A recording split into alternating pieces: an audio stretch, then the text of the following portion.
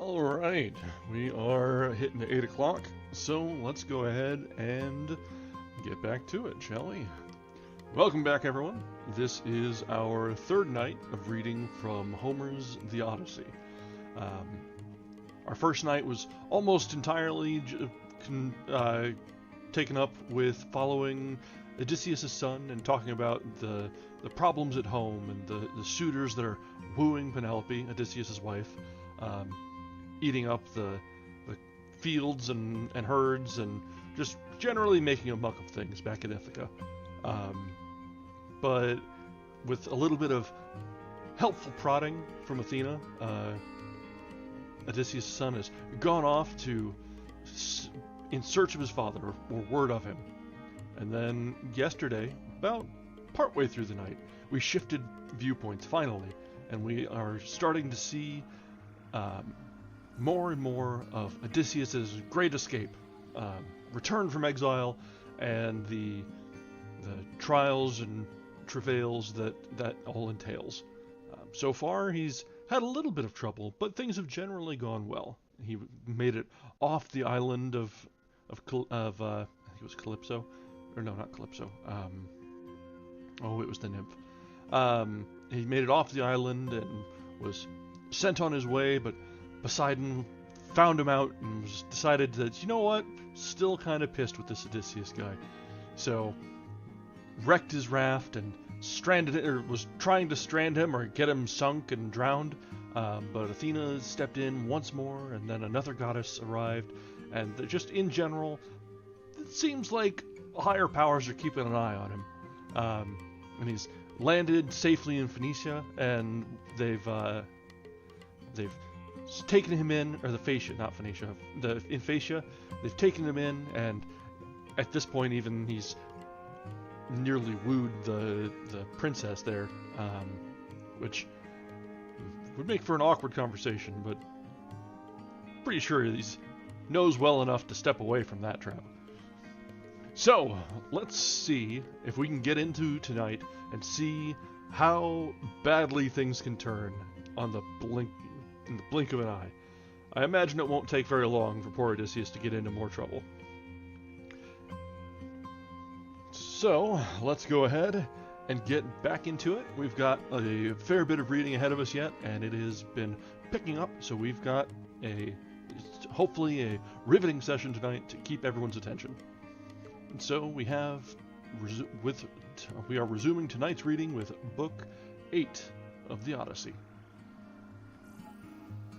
The next day's entertainment of Odysseus, where he sees them contend in wrestling and other exercises, and upon provocation took up a greater stone than that which they were throwing, and overthrew them all. Alcinous and the lords give him presents, and how the king asked his name, his country, and his adventures. Now, when early dawn shone forth, the rosy-fingered, then the mighty king Alcinous gat him up from his bed, and Odysseus, of the seed of Zeus, likewise uprose, the waster of cities. And the mighty king Alcinous led the way to the assembly place of the Phaeacians, which they had established hard by the ships. So when they had come thither, and sat them down on the polished stones close by each other, Pallas Athene went on her way through the town, in the semblance of the herald of wise Alcinous, devising a return for the great-hearted Odysseus. Then, standing by each man, she spake, saying, Hither now, get ye to the assembly, ye captains and counsellors of the Phaeacians, that ye may learn concerning the stranger, who hath lately come to the palace of wise Alcinous, in his wanderings over the deep, and his form is like the deathless gods. Therewith she aroused the spirit and desire of each one, and speedily the meeting places and seats were filled with men that came to the gathering sea, yea, and many and one marveled at the sight of the wise son of Laertes. For wondrous was the grace Athene poured upon his head and shoulders, and she made him greater and more mighty to behold, that he might win love and worship and honor among all the Phaeacians, and that he might accomplish many feats, wherein the Phaeacians made trial of Odysseus. Now, when they were gathered and come together, Alcinous made harangue and spake among them. Hearken, ye captains and counsellors of the Phaeacians, and I will say that which my spirit within bids me utter. This stranger, I know not who he is, hath come to my house in his wandering, whether from the men of the dawning or the westward. And he presses for a convoy, and prays that it be assured to him. So let us, as in time past, speed on the convoy. For never, nay, never, doth any man who cometh to my house abide here long in sorrow for want of help upon his way. Nay, come, let us draw down a black ship to the fair salt sea for her first voyage, and let them choose 52 noble youths throughout the township, who have been proved heretofore the best. And when ye have made fast the oars upon the benches, step all ashore, and thereafter come to our house, and quickly fall to feasting. And I will make good provision for all. To the noble youths I give this commandment, but ye others, sceptred kings, come to my fair dwelling, that we may entertain the stranger in the halls, and let no man make excuse. Moreover, bid hither the divine minstrel, Demodocus, for the god hath given minstrelsy to him as to none other, to make men glad in what ways soever his spirit stirs him to sing. He spake and led the way. The sceptred kings accompanied him, while the henchmen went for the divine minstrel, and chosen youths, 52, departed at his command, to the shore of the unharvested sea.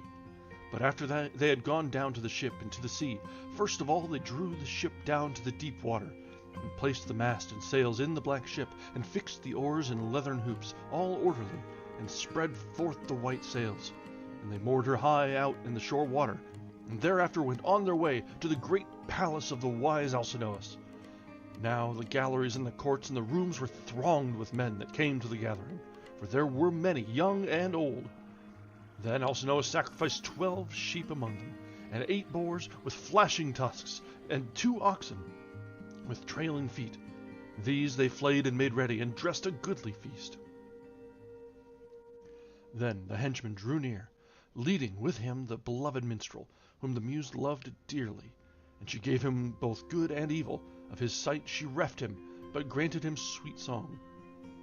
Then Pontonous, the henchman, set for him a high chair inlaid with silver in the midst of the guests, leaning it against the tall pillar, and he hung the loud lyre on a pin, close above his head, and showed him how to lay his hands on it. And close by him he placed a basket, and a fair table, and a goblet of wine by his side, to drink when his spirit bade him. So they stretched forth their hands upon the good cheer spread before them. But after they had put from them the desire of meat and drink, the muse stirred the minstrel to sing the songs of famous men, even that lay whereof the fame had then reached the wide heaven, namely the quarrel between Odysseus and Achilles, son of Peleus. How once on a time they contended in fierce words at a rich festival of the gods, but Agamemnon, king of men, was inly glad when the noblest of the Achaeans fell at variance. For so Phobos Apollo in his soothsaying had told him that it must be in goodly Pytho. What time he crossed the threshold of stone to seek to the oracle. For in those days the first wave of woe was rolling on Trojans and Danaans through the council of great Zeus.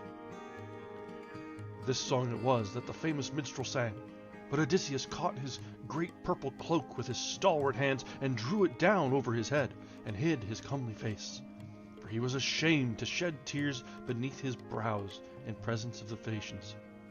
Yea, and oft as the divine minstrel paused in his song, Odysseus would wipe away the tears, and draw the cloak from off his head, and take the 2-handled goblet, and pour forth before the gods. But whensoever he began again, and the chiefs of the Phaeacians stirred him to sing, in delight at the lay, again would Odysseus cover up his head and make moan. Now none of all the company marked him weeping, but Alcinous alone noted it, and was ware thereof, as he sat by him and heard him groaning heavily. And presently he spake among the Phaeacians, masters of the oar, hearken, ye captains and counselors of the Phaeacians. Now have our souls been satisfied with the good feast, and with the lyre, which is the mate of the rich banquet. Let us go forth anon, and make trial of divers games, that the stranger may tell his friends that when home he returneth, how greatly we excel all men in boxing and wrestling and leaping and speed of foot. He spake and led the way, and they went with him.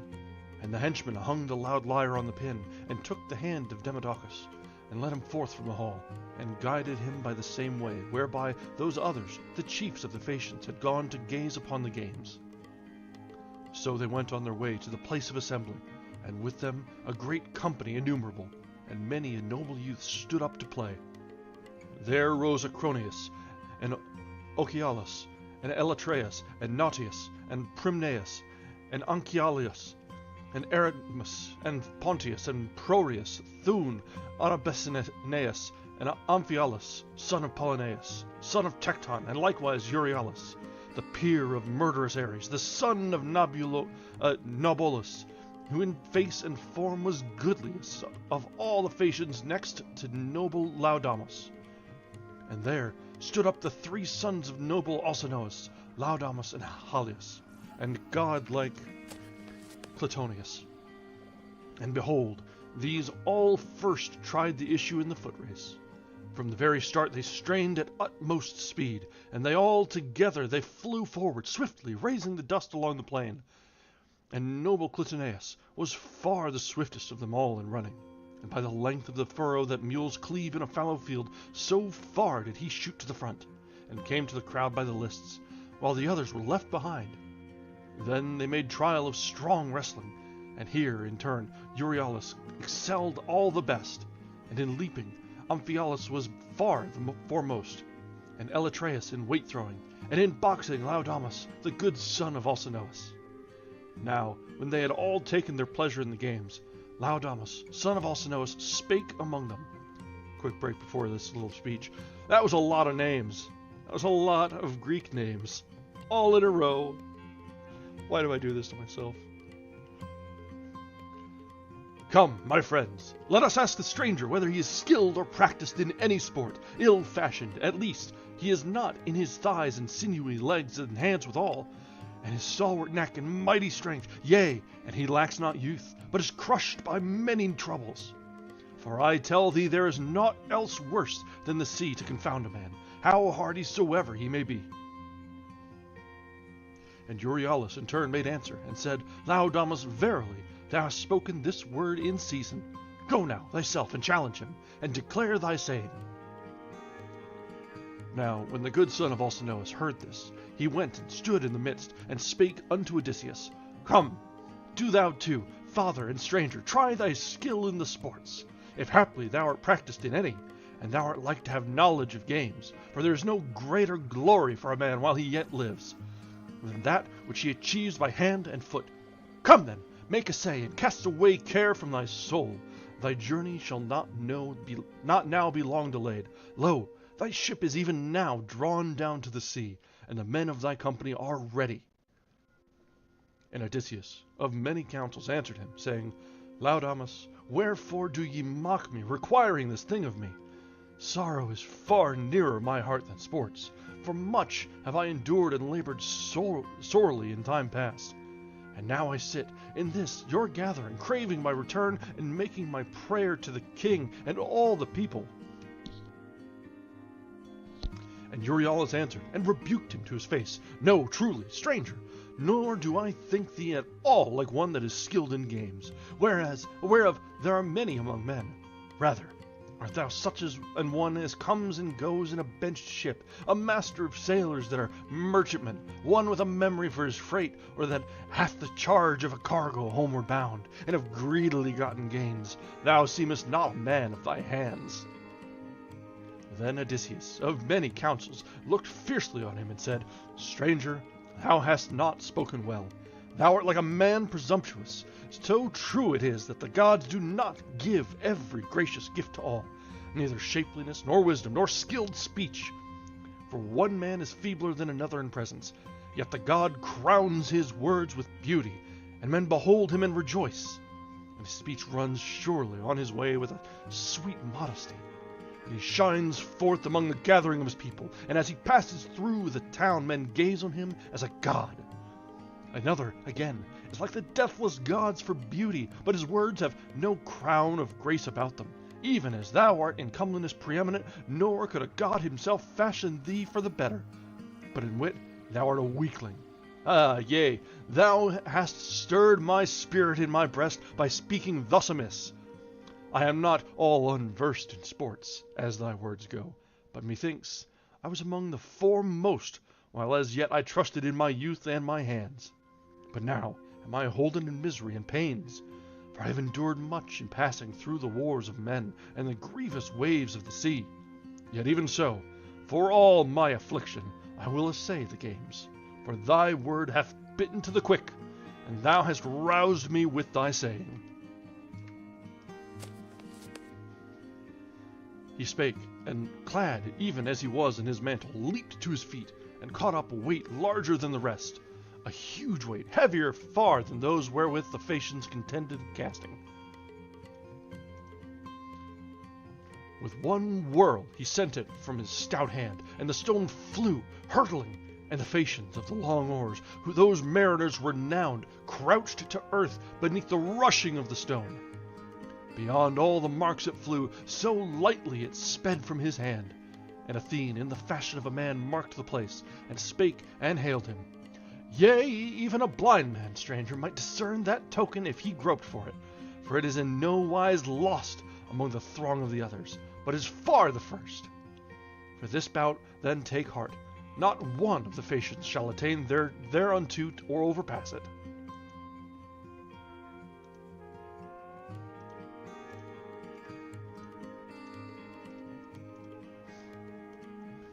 So spake she, and the steadfast, goodly Odysseus rejoiced and was glad, for that he saw a true friend in the lists.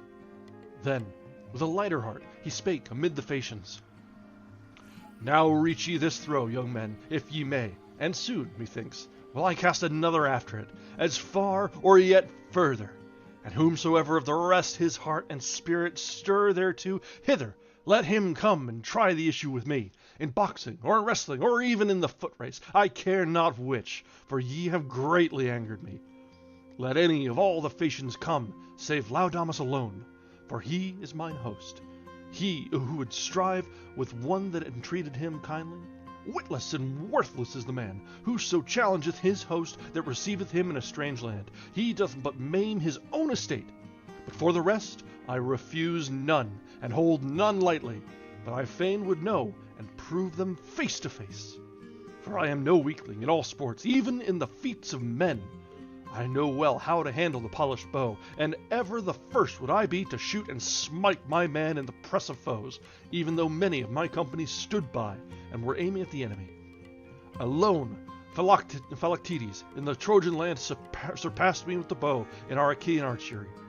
But I avow myself far more excellent than all besides of the mortals that are now upon the earth and live by bread. Yet with the men of old time I would not match with me, neither with Heracles nor with Eurytus or Oechalia, who contended even with the deathless gods for the prize of archery. Wherefore the great Eurytus perished all too soon, nor did old age come on him in his halls, for Apollo slew him in his wrath, seeing that he challenged him to shoot a match. And with the spear I can throw further than any other man can shoot an arrow. Only I doubt that in the foot race some of the Phaeacians may outstrip me, for I have been shamefully broken in many waters, seeing that there was no continual sustenance on board. Wherefore my knees are loosened.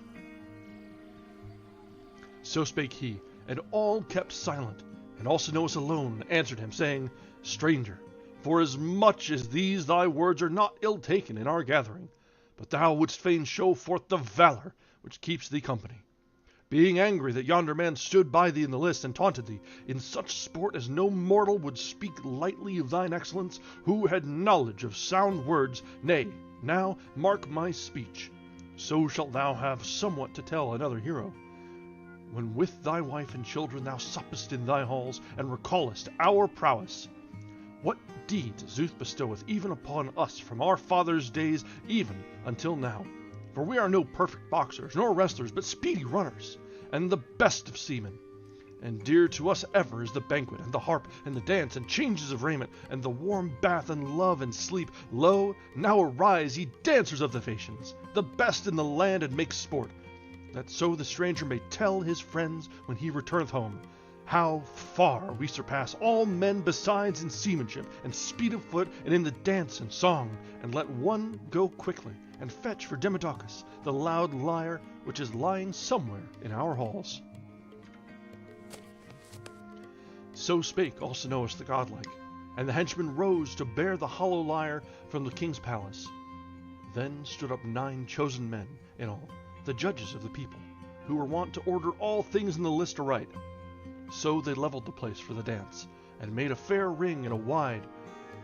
And the henchmen drew near, bearing the loud lyre to Demodocus, who gat him into the midst, and round him stood boys in the first bloom, skilled in the dance. And they smote the good floor with their feet, and Odysseus gazed at the twinklings of the feet, and marveled in spirit.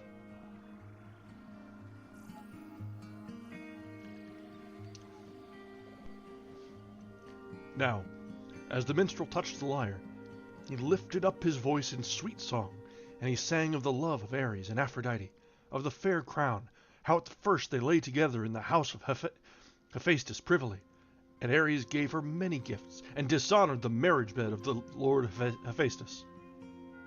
And anon there came to him one to report the thing, even Helios, that had seen them at their pastime. Now, when Hephaestus heard the bitter tidings, he went his way to the forge, devising evil in the deep of his heart, and set the great anvil on the station, and wrought fetters that none might snap or loosen, that the lovers might there unmovably remain. Now, when he had forged the crafty net in his anger against Ares, he went on his way to the chamber where his marriage bed was set out, and strewed his snares all about the posts of the bed. And many too were hung aloft from the main beam, subtle as spiders' webs, so that none might see them, even of the blessed gods. So cunningly were they forged. Now, after he had done winding the snare about the bed, he made as though he would go to Lemnos, that stablished castle, and this was far the dearest of all the lands in his sight. But Ares of the golden rein kept no blind watch. This time he saw Hephaestus, the famed craftsman, depart afar, so he went on his way to the house of renowned Hephaestus, eager for the love of crowned Cytherea. Now she was but newly come from her sire, the mighty Cronion, and as it chanced had sat her down, and Ares entered the house, and clasped her hand, and spake and hailed her. Come, my beloved, let us to bed, and take our pleasure of love, for Hephaestus is no longer among his own people.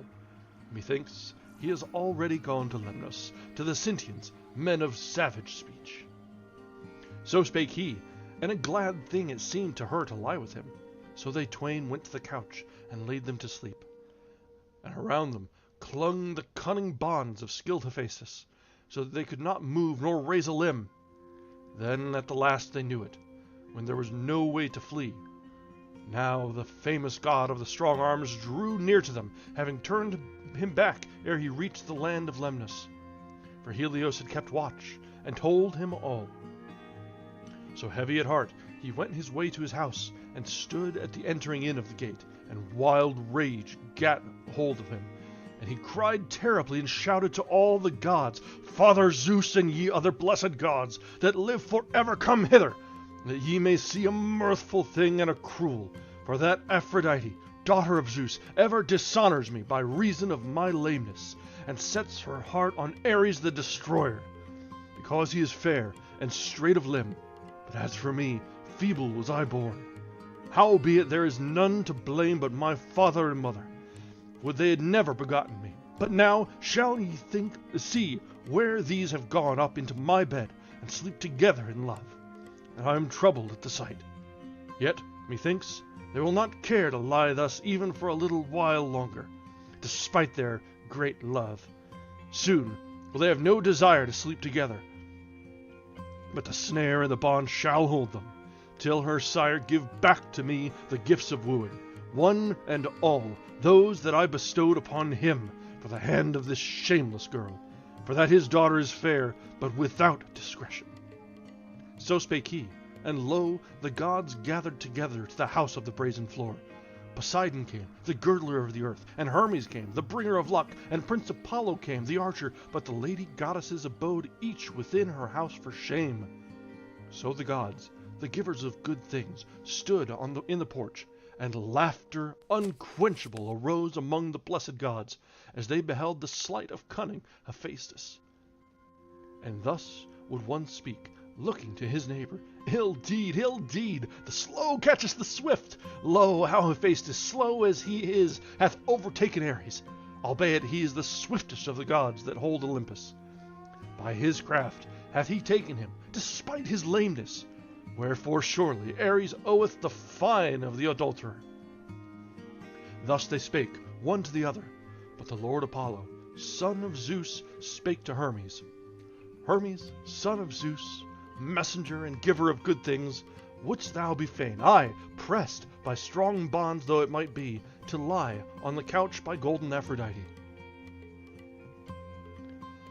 Then the messenger, the slayer of Argos, answered him, I would that this might be, Apollo, my prince of archery. So might thrice as many bonds innumerable encompass me about, and all ye gods be looking on, and all the goddesses, yet would I lie by golden Aphrodite. So spake he, and laughter rose among the deathless gods. Howbeit Poseidon laughed not, but was instant with Hephaestus, the renowned artificer, to loose the bonds of Ares, and he uttered his voice, and spake to him winged words. Loose him, I pray thee. I promise even as thou biddest me, that he shall himself pay all fair forfeit in the presence of the deathless gods. Then the famous god of the strong arms answered him, Require not this of me, Poseidon, girdler of the earth. Evil are evil folks' pledges to hold. How could I keep thee bound among the deathless gods, if Ares were to depart, avoiding the debt and the bond? Then Poseidon answered him, Shaker of the earth, Hephaestus, even if Ares avoid the debt and flee away, I myself will pay thee all. Then the famous god of the strong arms answered him, It may not be that I should say thee nay, neither is it meet.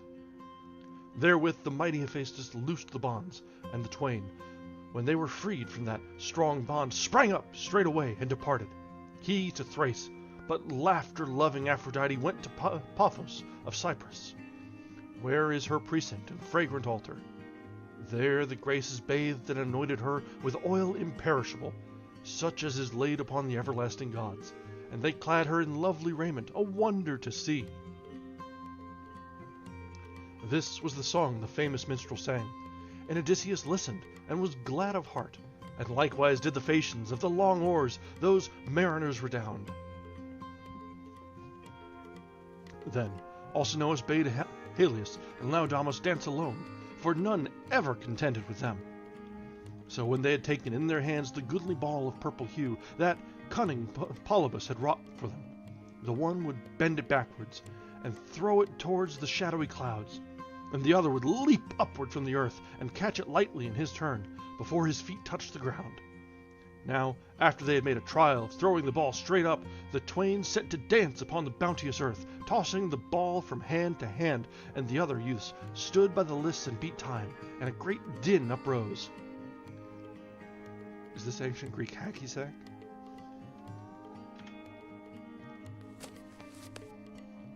Then it was that goodly Odysseus spake unto Alcinous, My lord Alcinous, most notable among all the people, thou didst boast thy dancers to be the best in the world, and lo, thy words are fulfilled.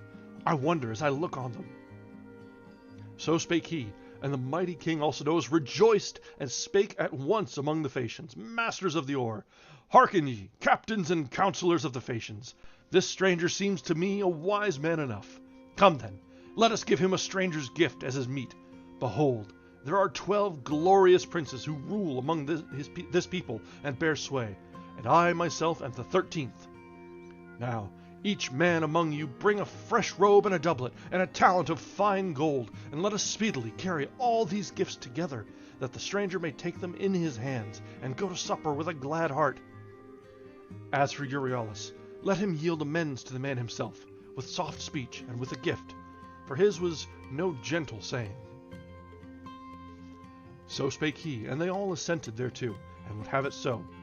And each one sent forth his henchman to fetch his gift. And Euryalus answered the king and spake, saying, My lord Alcinous, most notable among all the people, I will make atonement to thy guest according to thy word. I will give him a hanger all of bronze, with a silver hilt thereto, and a sheath of fresh sawn ivory covers it about, and it shall be to him a thing of price. Therewith he put into his hands the hanger dight with silver, and uttering his voice spake to him winged words, Hail, stranger and father! If aught grievous hath been spoken, may the storm winds soon snatch and bear it away. But may the gods grant thee to see thy wife and to come to thine own country, for all too long hast thou endured affliction away from thy friends.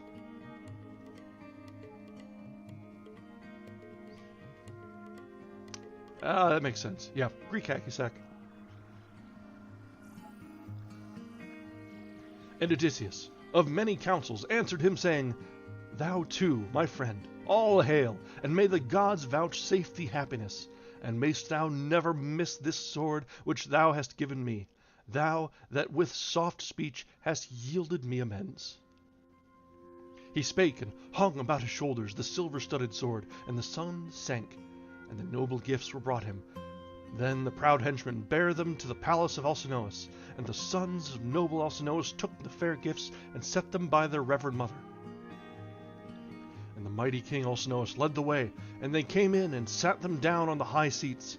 And the mighty Alcinous spake unto Arete, Bring me hither, my lady, a choice coffer, the best thou hast, and thyself place therein a fresh robe and a doublet, and heat for our guest a cauldron on the fire, and warm water, that after the bath the stranger may see all the gifts duly arrayed, with the noble Phaeacians bear hither, and that he may have joy in the feast, and in hearing the song of the minstrelsy.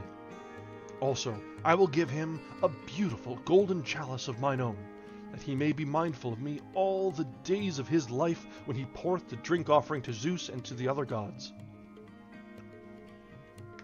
So spake he, and Arete bade her handmaids to set a great cauldron on the fire, with what speed they might. And they set the cauldron for the filling of the bath on the blazing fire, and poured water therein, and took faggots and kindled them beneath, so the fire began to circle round the belly of the cauldron, and the water waxed hot. Meanwhile, Arete brought forth for her guest the beautiful coffer from the treasure chamber, and bestowed fair gifts therein, raiment and gold, which the Phaeacians gave him. And with their own hands she placed therein a robe and goodly doublet, and uttering her voice spake to him winged words. Do thou now look to the lid, and quickly tie the knot, lest any man spoil thy goods by the way, when presently thou fallest on sweet sleep travelling in thy black ship. Now, when the steadfast goodly Odysseus heard this saying, forthwith he fixed on the lid, and quickly tied the curious knot, which the lady Circe on a time had taught him. Then, straightway, the housewife bade him go to the bath and bathe him, and he saw the warm water and was glad. For he was not wont to be so cared for, from the day that he left the house of fair-tressed Calypso, but all the while he had comfort continually as a god.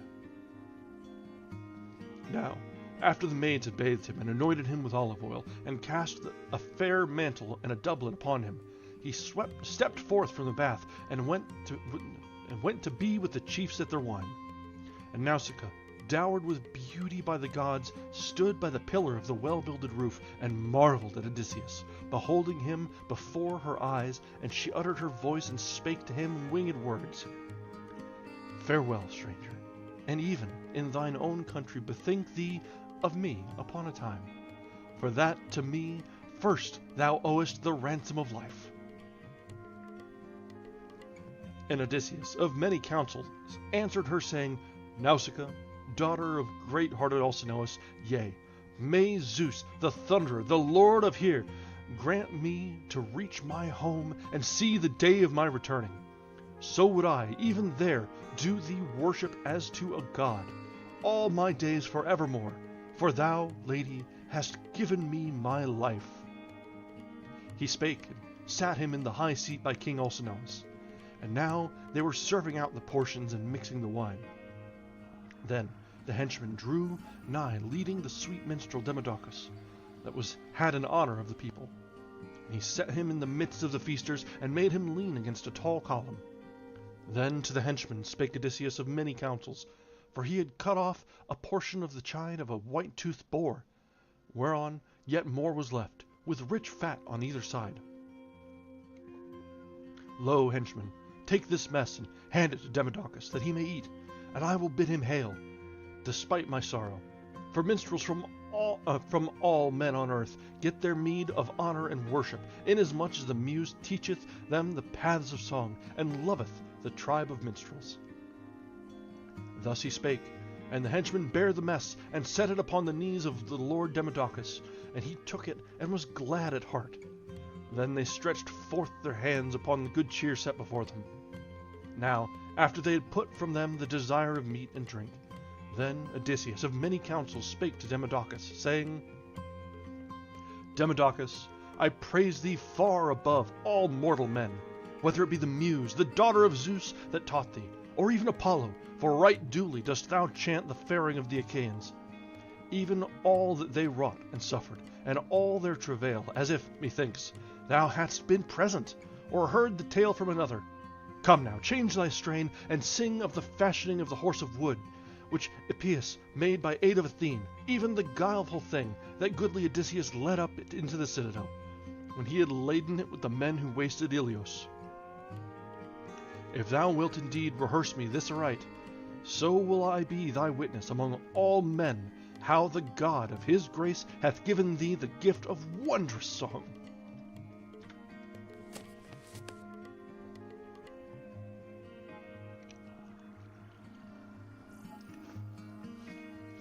So spake he, and the minstrel, being stirred by the god, began and showed forth his minstrelsy.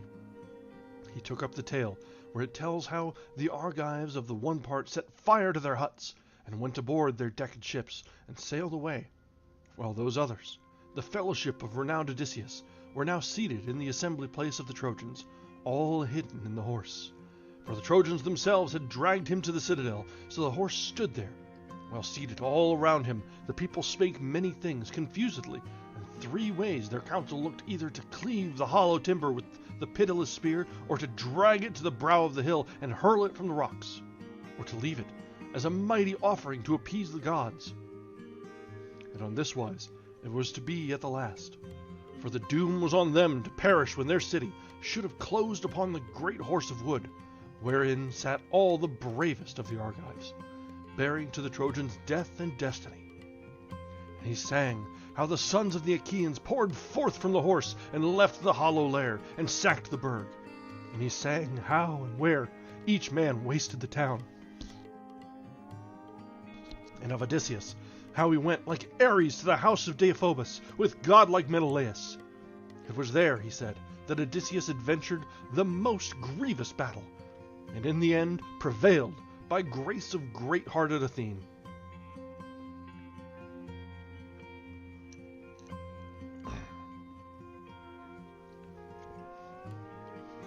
This was the song that the famous minstrel sang, but the heart of Odysseus melted, and the tear wet his cheeks beneath the eyelids. And as a woman throws herself wailing about her dear lord, who hath fallen before his city and the host, warding from his town and his children the pitiless day, and she beholds him dying and drawing difficult breath, and embracing his body wails aloud, while the foemen behind smite her with spears on back and shoulders, and lead her up into bondage, to bear labor and trouble, and with the most pitiful grief her cheeks are wasted. Even so pitifully fell the tears beneath the brows of Odysseus. Now none of all the company marked him weeping, but Alcinous alone noted it, and was ware thereof, as he sat nigh him and heard him groaning heavily. And presently he spake among the Phaeacians, masters of the oar. Hearken, ye captains and counselors of the Phaeacians, and now let Demodocus hold his hand from the loud lyre, for this song of his is nowise pleasing alike to all. From the time that we began to sup, and that the divine minstrel was moved to sing, ever since hath yonder stranger never ceased from woeful lamentation. Sore grief, methinks, hath encompassed his heart. Nay, but let the minstrel cease, that we may all alike make merry, hosts and guests, since it is far meeter so. For all these things are ready for the sake of the honorable stranger, even the convoy, and the loving gifts which we give him out of our love. In a brother's place stand the stranger and the suppliant, to him whose wits have even a little range. Wherefore do thou too hide not now with crafty purpose aught whereof I ask thee? It were more meet for thee to tell it out. Say, what is the name whereby they called thee at home, even thy father and thy mother, and others thy townsmen and the dwellers round about?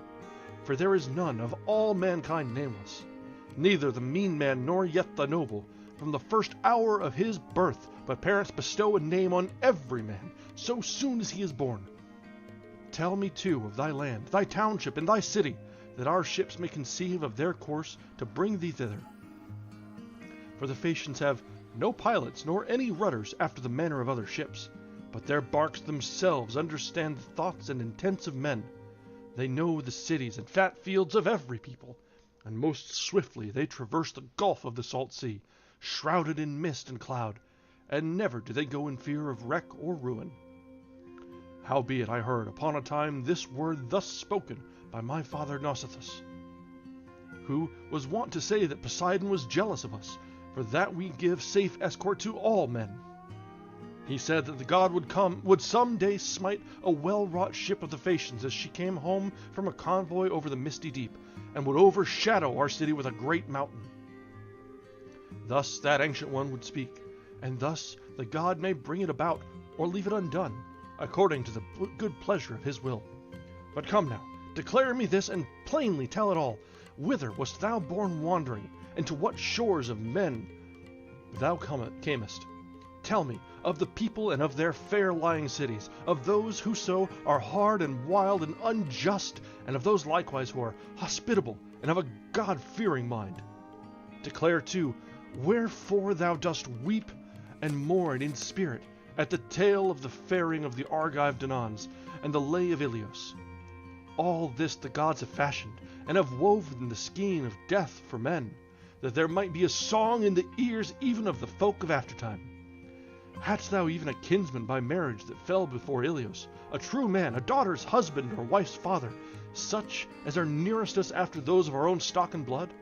Or else, maybe, some loving friend, a good man and true, for a friend with an understanding heart is no whit worse than a brother. And that brings us to the end of chapter 8. So they had their games, and lavish gifts were given to Odysseus. All the while, none of them actually know who this man is. Just, it's kind of wild, honestly. He's a guest from God does only know where. Washed in off the tide, dressed in the family's clothes that were given him on the beach from the washing. And he's held as a kingly guest. That is the hospitality that sort of was the standard, the hope, the ideal in ancient Greece, at least in Homer's idealization, like the romantic view of it.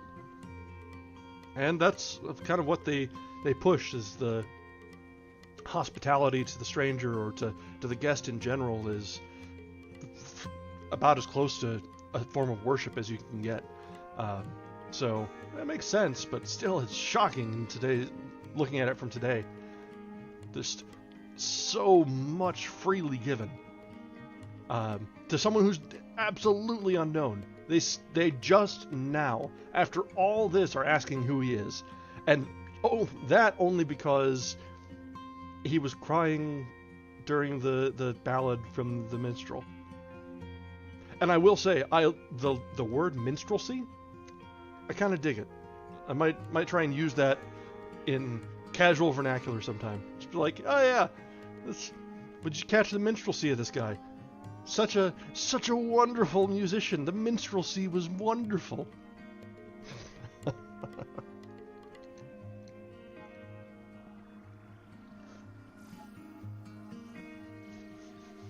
Got into it a little too much on some of the voices among the gods, and just in general the emoting through there, so throat's kind of yelling at me.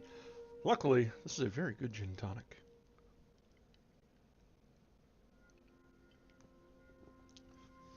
Alright, let's get another chapter in before we have to take a break for a minute. Hopefully my throat will hold out for a second chapter. And so that brings us to Book 9. Odysseus relates, first, what befell him among the Cicones at Ismarus. Secondly, amongst the Lotophagi. Thirdly, how he was used by Cyclops Polyphemus. It's a fresh bottle of tonic. It's Schweppes or whatever the yellow bottle is. So it's a standard. It's not great, but it's good enough. Now the gin is fantastic. It's a Roku gin, so it's got 6 botanicals, yuzus mixed in there with it. It's really kind of nice. All right. And Odysseus, of many counsels, answered him, saying, King Alcinous, most notable of all the people, verily, it is a good thing to list to a minstrel such as this one, like to the gods in voice. Nay, as for me, I say that there is no more gracious or perfect delight than when a whole people makes merry, and the men sit orderly at feast in the halls and listen to the singer, and the tables by them are laden with bread and flesh, and a wine-bearer drawing the wine serves it round and pours it into the cups. This seems to me well nigh the fairest thing in the world. But now thy heart was inclined to ask of my grievous troubles, that I may mourn for more exceeding sorrow. What then shall I tell of first? What last? For the gods of heaven have given me woes in plenty. Now first will I tell my name, that ye too may know it, and that I, when I have escaped the pitiless day, may yet be your host, though my home is in a far country. I am Odysseus, son of Laertes, that was all in caps, who am in men's minds for all manner of wiles, and my fame reaches unto heaven. And I dwell in clear-seen Ithaca, wherein is a mountain Neritum, with trembling forest leaves, standing manifest to view, and many islands lie around, very near one to the other, Dulichium and Same, and wooded Zacynthus. Now Ithaca lies low, furthest up the sea line toward the darkness, but those others face the dawning in the sun, a rugged isle, but a good nurse of noble youths. And for myself, I concede naught besides sweeter than a man's own country. Verily, Calypso, the fair goddess, would fain have kept me with her in her hollow caves, longing to have me for her lord, and likewise too, guileful Circe of Aya would have stayed me in her halls, longing to have me for her lord. But never did they prevail upon my heart within my breast.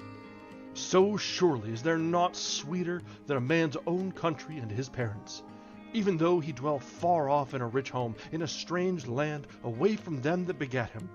But come, let me tell thee too of the troubles of my journeying, which Zeus laid on me as I came from Troy. The wind that bare me from Ilios brought me nigh to the Cicones, even to Ismarus, whereupon I sacked their city and slew the people. And from out the city we took their wives and much substance, and divided them amongst us, that none through me might go lacking his proper share. Howbeit, thereafter I commanded that we should flee with a swift foot, but my men in their great folly hearkened not. There was much wine still a-drinking, and still they slew many flocks of sheep by the seashore, and kine with trailing feet and shambling gait. Meanwhile the Cicones went and raised a cry to other Cicones, their neighbors, dwelling inland, who were more in number than they, and braver withal. Skilled they were to fight with men from chariots, and when need was on foot. So they gathered in the early morning, as thick as leaves and flowers that spring in their season. Yea, and in that hour an evil doom of Zeus stood by us, ill-fated men, that so we might be sore afflicted. They set their battle in array by the swift ships, and the hosts cast at one another with their bronze-shod spears. So long it was that morn and the sacred day waxed stronger. So long we abode their assault, and beat them off. albeit they outnumbered us. But when the sun was wending to the time of the loosing of cattle, then at last the Cicones drave in the Achaeans and overcame them, and 6 of my goodly grieved company perished from each ship, but the remnant of us escaped death and destiny. Thence we sailed onward, stricken at heart, yet glad as men saved from death, albeit we had lost our dear companions. Nor did my curved ships move onward ere we had called thrice on each of those our hapless fellows who died at the hands of the Cicones on the plain. Now Zeus, gatherer of the clouds, aroused the north wind against our ships with a terrible tempest, and covered land and sea alike with clouds, and down sped night from heaven. Thus the ships were driven headlong, and their sails were torn to shreds by the might of the wind. So we lowered the sails into the hold, in fear of death, but rowed the ships landward apace. There for 2 nights and 2 days we lay continually, consuming our hearts with weariness and sorrow. But when the fair tressed dawn had at last brought the full light of the 3rd day, we set up the masts and hoisted the white sails and sat us down, while the wind and the helmsman guided the ships. And now I should have come to mine own country, all unhurt, but the wave and the stream of the sea and the north wind swept me from my course as I was doubling Malea, and drave me wandering past Cythera. Thence, for 9 whole days was I borne by ruinous winds over the teeming deep. But on the 10th day we set foot on the land of the lotus eaters, who eat a flowery food. So we stepped ashore and drew water, and straightway my company took their midday meal by the swift ships. Now, when we had tasted meat and drink, I set forth certain of my company to go and make search what manner of men they were who here live upon the earth by bread. And I chose out 2 of my fellows, and sent a third with them as herald. Then straightway they went and mixed with the men of the lotus eaters. And so it was that the lotus eaters devised not death for our fellows, but gave them of the lotus to taste. Now, whosoever of them did eat the honey-sweet fruit of the lotus had no more wish to bring tidings nor to come back, but there he chose to abide with the lotus-eating men, ever feeding on the lotus, and forgetful of his homeward way. Therefore I led them back to the ships, weeping and sore against their will, and dragged them beneath the benches, and bound them in the hollow barks. But I commanded the rest of my well-loved company to make speed and go on board the swift ships, lest haply any should eat of the lotus and be forgetful of returning. Right soon they embarked, and sat upon the benches, and sitting orderly, they smote the grey sea water with their oars. Thence we sailed onward, stricken at heart, and we came to the land of the Cyclopes. And froward and a lawless folk, who trusting to the deathless gods plant not aught with their hands, neither plough. But behold, all these things spring for them in plenty, unsown and untilled, wheat and barley and vines, which bear great clusters of the juice of the grape. And the reign of Zeus gives them increase. These have neither gatherings for counsel nor oracles of law, but they dwell in hollow caves on the crests of the high hills, and each one utters the law to his children and his wives, and they reck not one of another.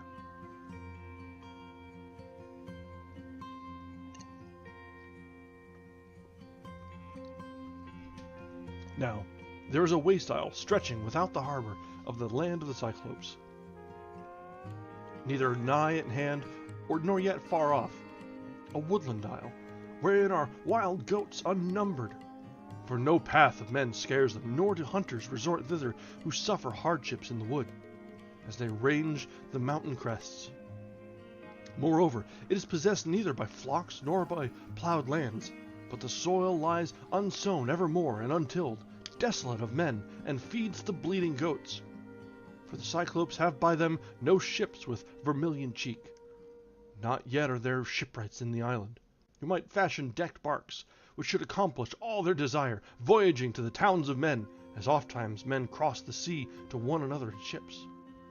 Who might likewise have made for their isle a goodly settlement. Yea, it is in no wise a sorry land, but would bear all things in their season. For therein are soft water meadows by the shores of the grey salt sea, and there the vines know no decay, and the land is level to plow. Thence might they reap a crop exceeding deep in due season. For verily, there is fatness beneath the soil. Also, there is a fair haven, where is no need of moorings, either to cast anchor or to fasten hawsers. But men may run the ship on the beach, and tarry until such time as the sailors are minded to be gone, and favorable breezes blow.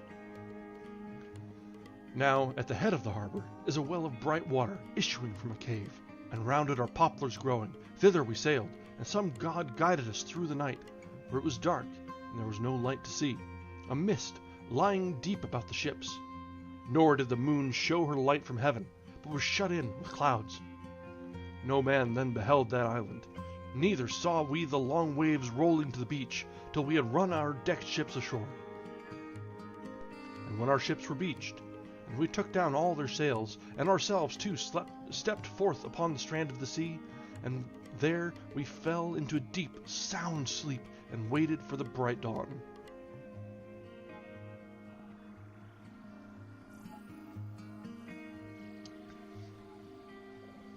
So soon as early dawn shone forth, the rosy-fingered, in wonder at the island, we roamed over the length thereof.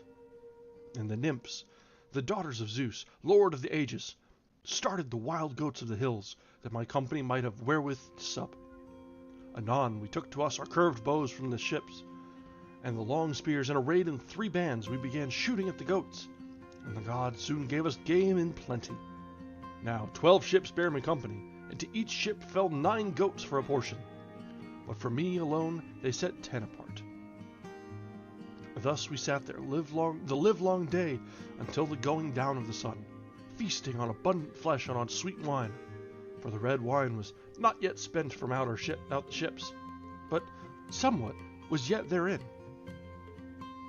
For we had each one drawn off large store thereof in jars, when we took the sacred citadel of the Siconis.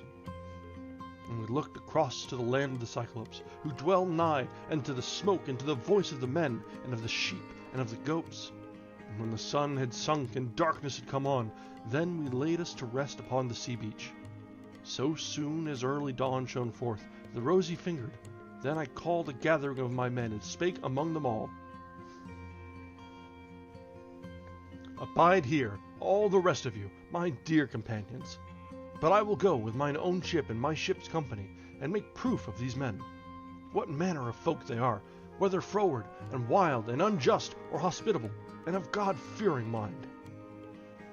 So I spake, and I climbed the ship's side, and bade my company themselves to mount, and to loose the hawsers. So they soon embarked, and sat upon the benches, and sitting orderly, smote the grey sea water with their oars. Now when we had come to the land that lies hard by, we saw a cave on the border, near to the sea, lofty and roofed over with laurels, and there many flocks of sheep and goats were used to rest.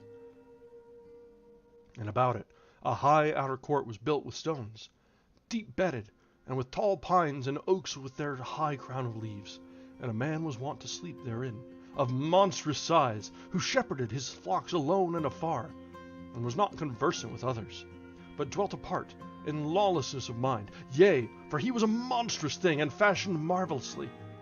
Nor was he like to any man that lives by bread, but like a wooded peak of the towering hills, which stands out apart and alone from others. Then I commanded the rest of my well-loved company to tarry there by the ship, and to guard the ship. But I chose out 12 men, the best of my company, and sallied forth. Now I had with me a goatskin of the dark wine, and sweet, which Marin, son of Euanthes, had given me, the priest of Apollo, the god that watched over Ismarus, and he gave it, for that we had protected him with his wife and child reverently, for he dwelt in a thick grove of Phobos Apollo. And he made me splendid gifts. He gave me 7 talents of gold, well wrought, and he gave me a mixing bowl of pure silver, and furthermore wine, which we drew off in 12 jars in all, sweet wine, unmingled, a draught divine. Nor did any of his servants or any of his handmaids in the house know thereof, but himself and his dear wife and one house dame only. and as often as they drank that red wine, honey sweet, he would fill 1 cup and pour it into 20 measures of water, and a marvelous sweet smell went up from the mixing bowl, and then truly it was no pleasure to refrain. With this wine I filled a great skin and bare it with me, and corn too I put in a wallet, for my lordly spirit straightway had a boding that a man would come to me, a strange man, clothed in mighty strength, one that knew not judgment and justice. Soon we came to the cave, but we found him not within. He was shepherding his fat flocks in the pastures. So we went into the cave and gazed on all that was therein. The baskets were well laden with cheeses, and the folds were thronged with lambs and kids. Each kind was penned by itself, the firstlings apart, and the summer lambs apart. Apart too the younglings in the flock. Now all the vessels swam with whey, the milk pails and the bowls, the well-wrought vessels whereinto he milked.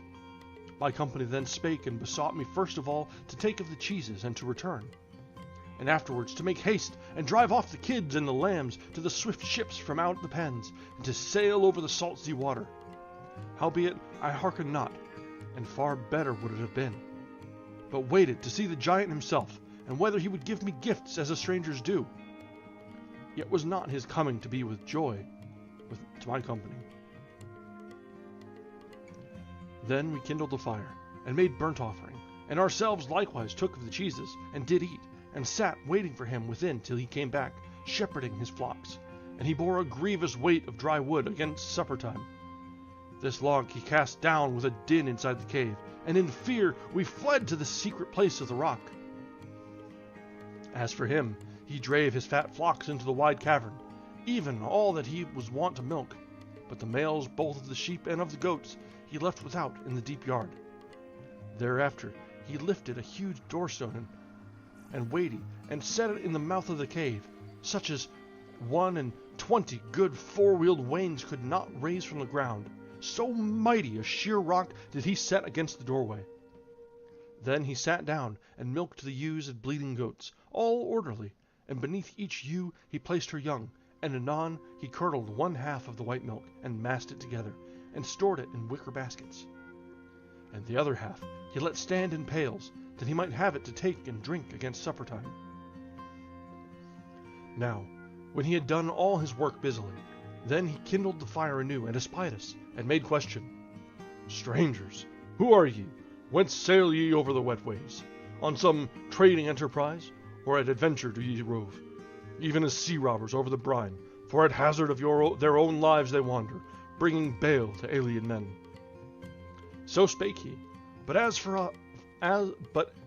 us, our heart within us was broken for terror of the deep voice and his own monstrous shape.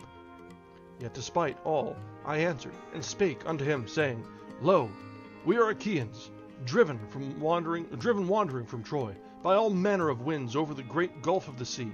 Seeking our homes we fare, but another path we have come, by other ways. Even such, methinks, was the will and the counsel of Zeus. And we avow us to be the men of Agamemnon, son of Atreus, whose fame is even now the mightiest under heaven. So great a city did he sack, and destroyed many people. But as for us, we have lighted here, and come to these thy knees, if perchance thou wilt give us a stranger's gift, or make any present, as is the due of strangers. Nay, Lord, have regard to the gods, for we are thy suppliants, and Zeus is the avenger of suppliants and sojourners. Zeus, the god of the stranger, who fareth in the company of reverend strangers.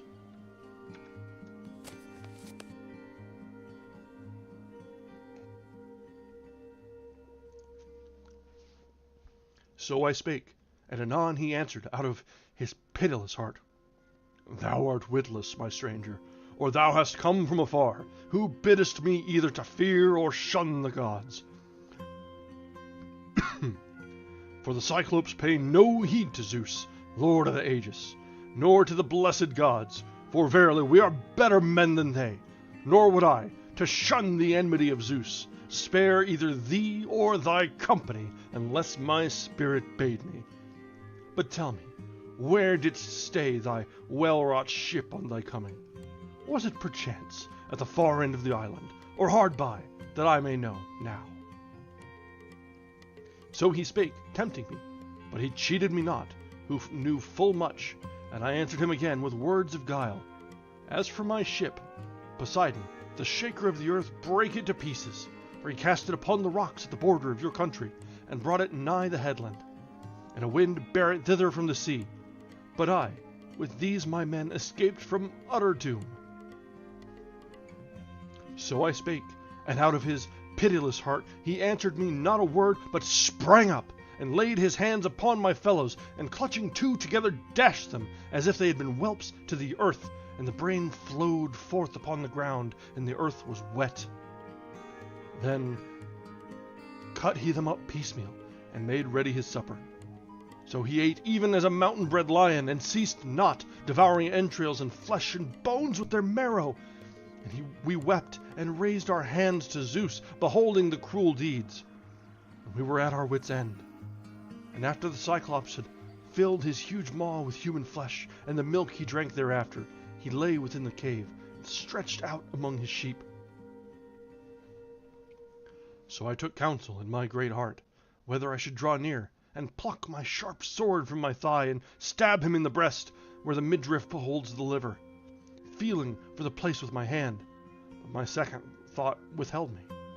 For so should we too have perished, even there with utter doom. For we should not have prevailed to roll away with our hands from the lofty door the heavy stone which he set there. So for that time we made moan, awaiting the bright dawn. Now, when early dawn shone forth, the rosy-fingered, again he kindled the fire and milked his goodly flocks, all orderly. And beneath each ewe he set her lamb. And anon, when he had done all his work busily, again he seized yet other 2 men, and made ready his midday meal. And after the meal, lightly he moved away the great door-stone, and drave his fat flocks forth from the cave. And afterwards he set it in his place again, as one might set the lid on a quiver. Then with a loud whoop, the Cyclops turned his fat flocks toward the hills, but I was left devising evil in the deep of my heart, if in any wise I might avenge me, and Athene grant me renown. And this was the counsel that showed best in my sight. There lay by a sheepfold a great club of the Cyclops, a club of olive wood, yet green, which he had cut to carry with him when it should be seasoned. Now, when we saw it, we likened it in size to the mast of a black ship of 20 oars, a wide merchant vessel that traverses the great sea gulf. So huge it was to view in bulk and strength. I stood thereby, and cut off from it a portion, as it were, a fathom's length, and set it by my fellows, and bade them fine it down, and they made it even. While I stood by and sharpened it to a point, and straightway I took it and hardened it in the bright fire. Then I laid it well away, and hid it beneath the dung, which was scattered in great heaps in the depths of the cave. And I bade my company cast lots among them, which of them would risk the adventure with me, and lift the bar and turn it about in his eye. When sweet sleep came upon him, and the lot fell upon those 4 whom I myself would have been fain to choose, and I appointed myself to be the 5th among them. In the evening he came, shepherding his flocks of goodly fleece, and presently he drave his fat flocks into the cave, each and all, nor left he any without in the deep courtyard, whether through some foreboding, or perchance that the gods so bade him so. Thereafter he lifted the huge doorstone and set it in the mouth of the cave, and sitting down he milked the ewes and bleating goats, all orderly, and beneath each ewe he placed her young. Now when he had done all his work busily, again he seized yet other 2, and made ready his supper. Then I stood by the Cyclops, and spake to him, holding in my hands an ivy bowl of the dark wine. Cyclops, take and drink wine after thy feast of man's meat, that thou mayest know what manner of drink this was that our ship held. And lo, I was bringing it thee as a drink offering, if haply thou mayest take pity and send me on my way home. But thy mad rage is past all sufferance. O heart of heart, how may another of the many men there be come ever to thee again, seeing that thy deeds have been lawless? So I spake, and he took the cup and drank it off, and found great delight in drinking the sweet draught, and asked me for it yet a second time. Give it me again of thy grace, and tell me thy name straightway, that I may give thee a stranger's gift, wherein thou mayest be glad. Yea, for the earth, the grain-giver, bears for the Cyclops the mighty clusters of the juice of the grape, and the rain of Zeus gives them increase. But this is a rill of very nectar and ambrosia. So he spake, and again I handed him the dark wine, and thrice I bare and gave it to him, and thrice in his folly he drank it to the lees. Now, when the wind had got about the wits of the Cyclops, then did I speak to him with soft words. Cyclops, thou askest me of my renowned name, and I will declare it unto thee, and do thou grant me a stranger's gift, as thou didst promise. No man is my name, no man they call me, my father and my mother and all my fellows. So I spake, and straightway he answered me out of his pitiless heart. No man will I eat last in the number of his fellows, and the others before him. That shall be thy gift. Therewith he sank backwards, and fell, his face upturned. And there he lay, with his great neck bent round, and sleep that conquers all men overcame him, and the wine and the fragments of men's flesh issued forth from his mouth, and he vomited, being heavy with wine. Then I thrust in that stake under the deep ashes, until it should grow hot, and I spake to my companions comfortable words, lest any should hang back from me in fear.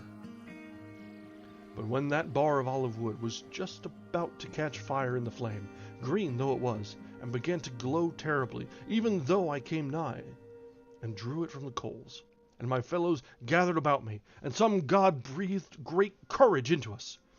For their part, they seized the bar of olive wood that was sharpened at the point, and thrust it into his eye, while I, from my place aloft, turned it about, and when a man bores a ship's beam with a drill, while his fellows below spin it with a strap, which they hold at either end, and the auger runs around continually.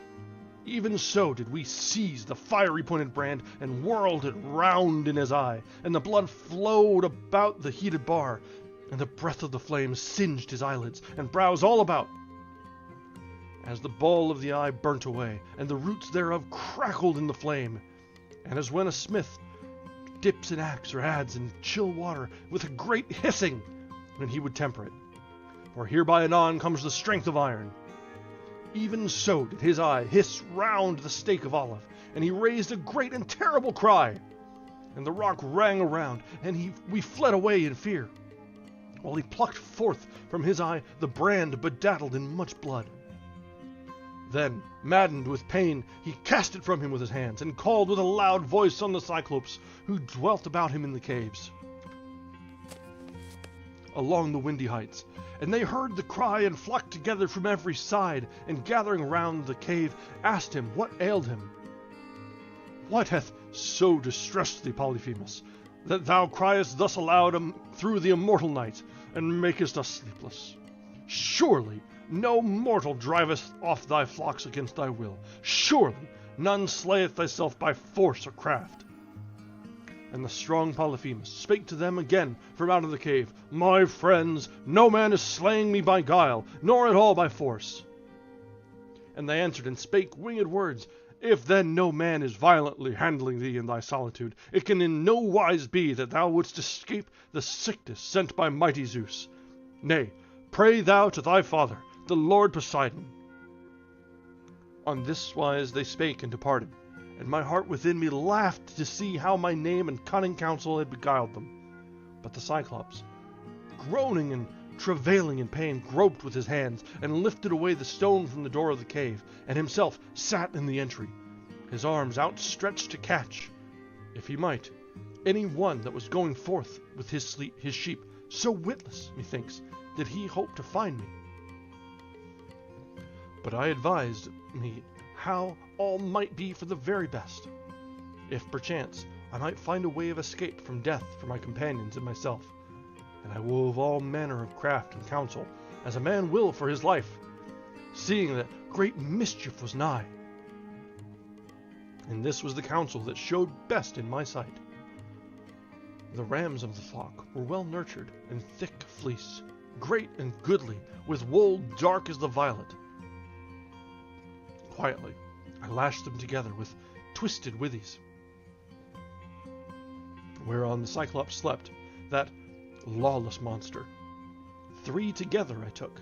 Now the middle one of the 3 would bear each a man, but the other twain went on either side, saving my fellows. Thus every 3 sheep bare their man. But as for me, I laid hold of the back of a young ram, who was far the best and goodliest of all the flock, and curled beneath his shaggy belly where I lay, and so clung face upward, grasping the wondrous fleece with a steadfast heart. So for that time, making moan, we awaited the bright dawn. So soon as early dawn shone forth, the rosy-fingered, then did the rams of the flock hasten forth to pasture, but the ewes bleated unmilked about their pens, for their udders were swollen to bursting.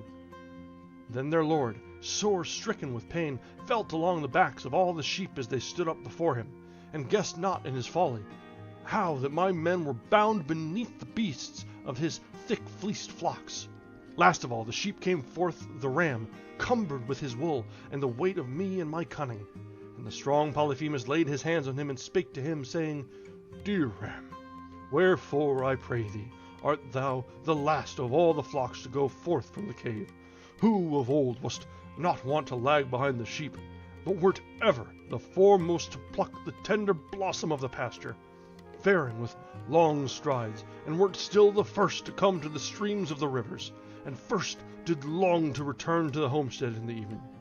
But now art thou the very last.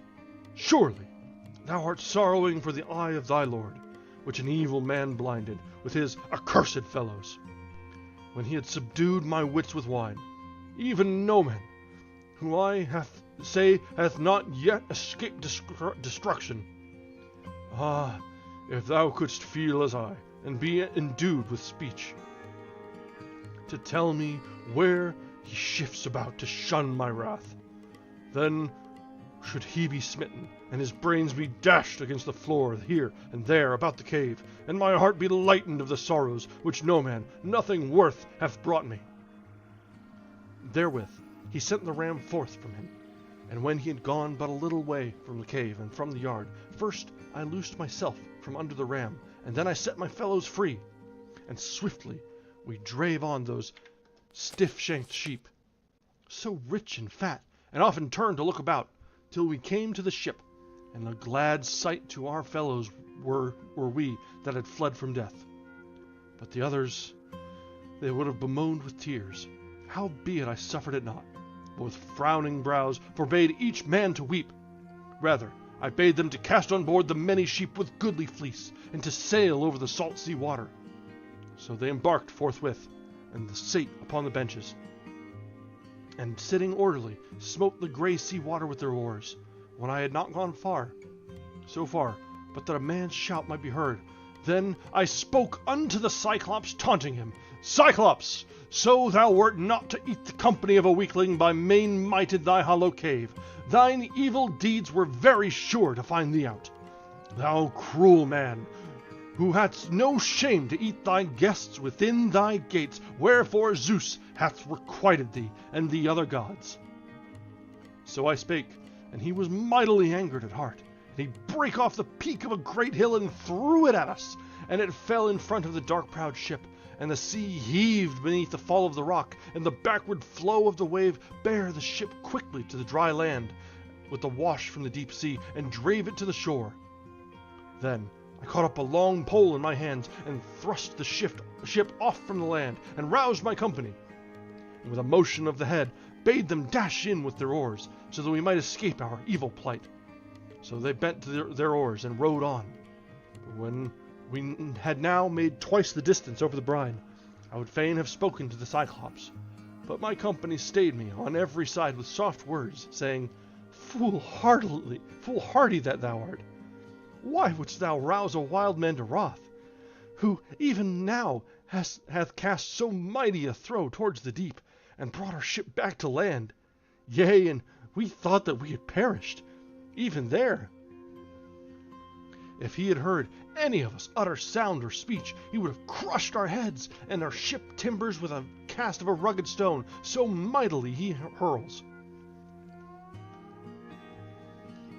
So spake they, but they prevailed not on my lordly spirit. And I answered him again from out an angry heart, Cyclops, if any one of mortal men shall ask thee of the unsightly blinding of thine eye, say that it was Odysseus that blinded it, the waster of cities, son of Laertes, whose dwelling is in Ithaca. So I spake, and with a moan he answered me, saying, Lo now, in very truth the ancient oracles have come upon me.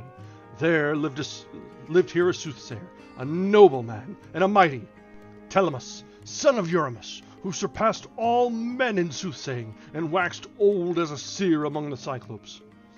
He told me that all these things should come to pass in the aftertime, even that I should lose my eyesight at the hand of Odysseus.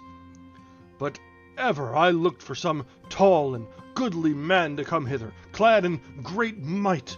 But behold now, one that is a dwarf, a man of no worth and a weakling, hath blinded me of my eye after subduing me with wine.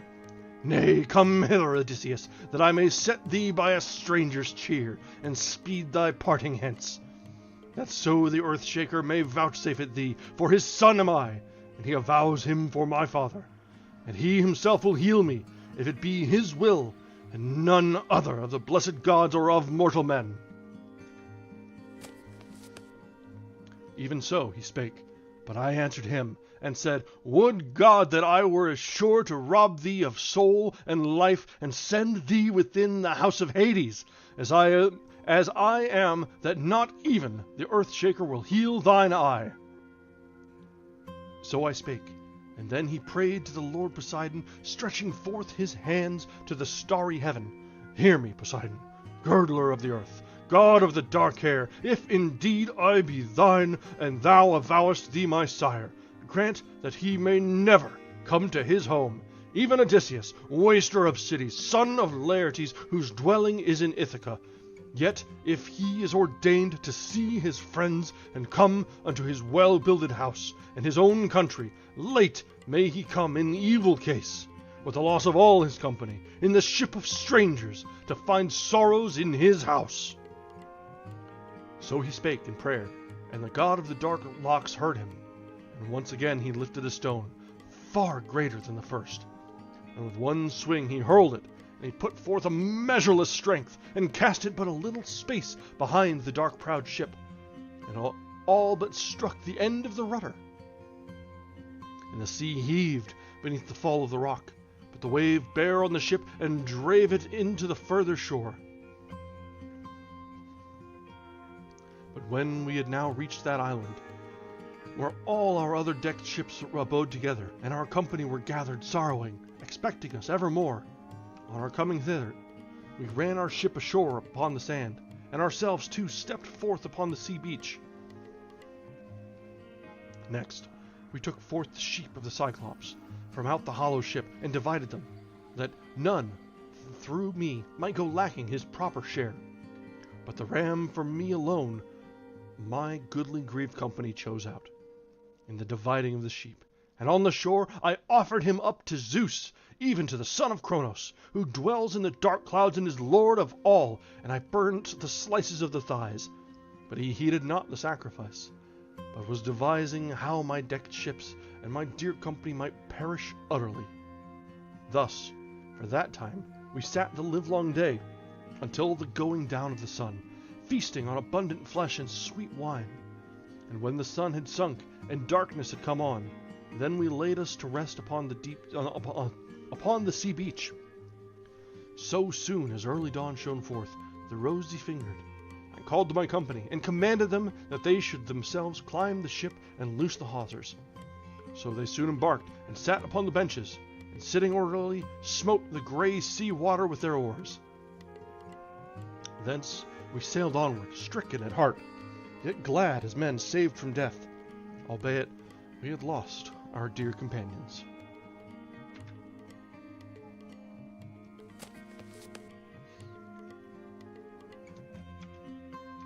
And that brings us to the end of Book 9. There's actually, I wonder if this is in all translations. I'm going to check this out here. There's a bit of an R. No, okay, so it's, I don't think it's in all. There's a picture in this translation that I have not seen before, but it is Odysseus clinging to the bottom of the ram. So, that tells us a little bit of how he was waylaid and held off from returning home after leaving Troy and sacking the city and moving on and sacking another city on his way and then coming up to the Cyclops, Polyphemus, and remember how Oedipus had problems with pride causing problems? Seems to be a common trait, because this is the root of all of Odysseus' problems, is being too damn proud to just leave quietly. Getting into trouble with Polyphemus in the first place, that was just, yeah, I think you're right. This is probably the most known story of it. Either this or the very ending, when he comes home. But this is up there. There's a couple. There's like 3 that are really well known. But this is probably the most well known. You're right. But pride cometh before the fall, for certain. So, all right, we've run a little long on this for just in general, so let's go ahead and take a quick break. I do need to wet the whistle for a little bit, and we'll be back and try and get in one more chapter tonight. I've been a little emotive with the reading so far, and it's starting to tingle. Yeah, right. Nothing could possibly go wrong when you're putting yourself as prideful or above the gods. That never goes poorly. Never, never. Not in Greek literature. So, all right, I'll be right back in just a few minutes, guys.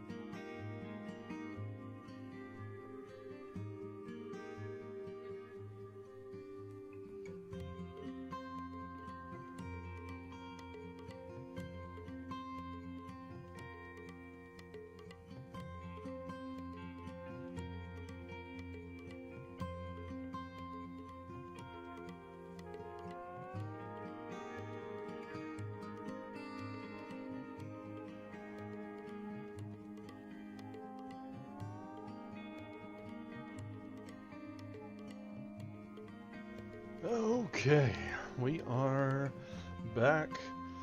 That gin definitely hit the spot, that gin and tonic, so I went ahead and mixed myself up another of them.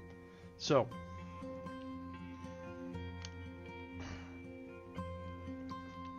yeah, that'll do the trick.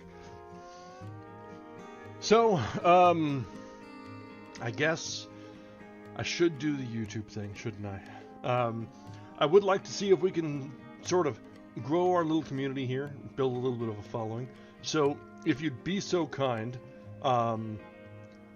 it would be awesome if we could start leaving likes on these streams, just to let the algorithm know that we exist. But I'm not going to try and push too hard. That'll be my one call to action for the night. And yeah, the first one tasted like another. It's a dangerous trip to go down, for sure.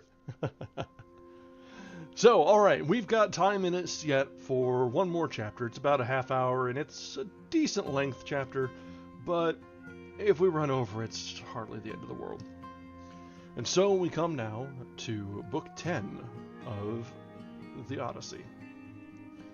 Odysseus, his entertainment by Aeolus, of whom he received a fair wind for the present, and all the rest of the winds tied up in a bag, which his men, untying, flew out, and carried him back to Aeolus, who refused to receive him. His adventure at Laestrygonia, with Antiphates, whereof 12 ships he lost 11, men and all, how he went thence to the Isle of Aia, where half of his men were turned by Circe into swine, and how he went himself, and by the help of Hermes recovered them, and stayed with Circe for a year. Then we came to the Isle of Aeolian, where dwelt Aeolus, son of Hippotas, dear to the deathless gods, in a floating island, and all about it is a wall of bronze unbroken, and the cliffs run up sheer from the sea. His 12 children to abide there in his halls, 6 daughters and 6 lusty sons, and behold, he gave his daughters to his sons to wife, and they feast evermore by their dear father and their kind mother, and dainties innumerable lie ready to their hands, and the house is full of the savour of feasting, and the noise thereof rings round, yea, in the courtyard by day, and in the night they sleep, each one by his chaste wife in coverlets and on jointed bedsteads. So then we came to their city and their goodly dwelling, and the king entreated me kindly for a whole month, and sought out each thing, Ilios, and the ships of the Argives, and the return of the Achaeans. So I told him all the tale, in order duly. But when I in turn took the word and asked of my journey, and bade him send me on my way, he too denied me not, but furnished an escort. He gave me a wallet, made of the hide of an ox of 9 seasons old, which he let flay, and therein he bound the ways of all the noisy winds. For him, the son of Cronos, made keeper of the winds, either to lull or to rouse what blasts he will. And he made it fast in the hold of the ship with a shining silver thong, that not the faintest breath might escape. Then he sent forth the blast of the west wind to blow for me, to bear our ships and ourselves upon our way. But this he was never to bring to pass, for we were undone through our own heedlessness. For 9 whole days we sailed by night and day continually, and now on the 10th day my native land came in sight, and already we were so near that we beheld the folk tending the beacon fires. Then over there came sweet slumber in my weariness, for all the time I was holding the sheet, nor gave it to any of my company, that so we might come quicker to our own country. And meanwhile my company held converse together, and said that I was bringing home for myself gold and silver, gifts from Aeolus, from the high-hearted son of Hippotas. And thus would they speak, looking each man to his neighbor. Lo now, how beloved he is, and highly esteemed among all men, to the city and land of whomsoever he may come. Many are the goodly treasures he taketh with him out of the spoil from Troy, while we, who have fulfilled like journeying with him, return homeward, bring with us but empty hands. and now Aeolus hath given unto him these things freely, in his love. Nay, come, let us quickly see what they are, even what wealth of gold and silver is in the wallet. So they spake, and the evil counsel of my company prevailed. They loosed the wallet, and all the winds brake forth, and the violent blast seized my men, and bare them towards the high seas, weeping, away from their own country. But as for me, I awoke, and communed with my great heart, whether I should cast myself from the ship, and perish in the deep, or endure in silence, and abide yet among the living. Howbeit I hardened my heart to endure, and muffling my head, I lay still in the ship. But the vessels were driven by the evil storm wind back to the Isle Aeolian, and my company made moan. There we stepped ashore and drew water, and my company presently took their midday meal by the swift ships. Now, when we had tasted bread and wine, I took with me a herald and one of my company, and went to the famous dwelling of Aeolus, and I found him feasting with his wife and children. So we went in, and sat by the pillars of the door on the threshold, and they all marveled and asked us, How hast thou come hither, Odysseus? What evil god assailed thee? Surely we sent thee on thy way with all diligence, that thou mightest get thee to thine own country and thy home, and whithersoever thou wouldest. Even so, they said, but I spake among them heavy at heart. My evil company hath been my bane, and sleep thereto remorseless. Come, my friends, do ye heal the harm, for yours is the power. So I spake, beseeching them in soft words, but they held their peace. And the father answered, saying, Get thee forth from the island straightway, thou that art the most reprobate of living men. Far be it from me to help or to further that man whom the blessed gods abhor. Get thee forth, for lo, thy coming marks thee hated by the deathless gods. Therewith he sent me forth from the house, making heavy moan. Thence we sailed onwards, stricken at heart, and the spirit of the men was spent beneath the grievous rowing by reason of our vain endeavor.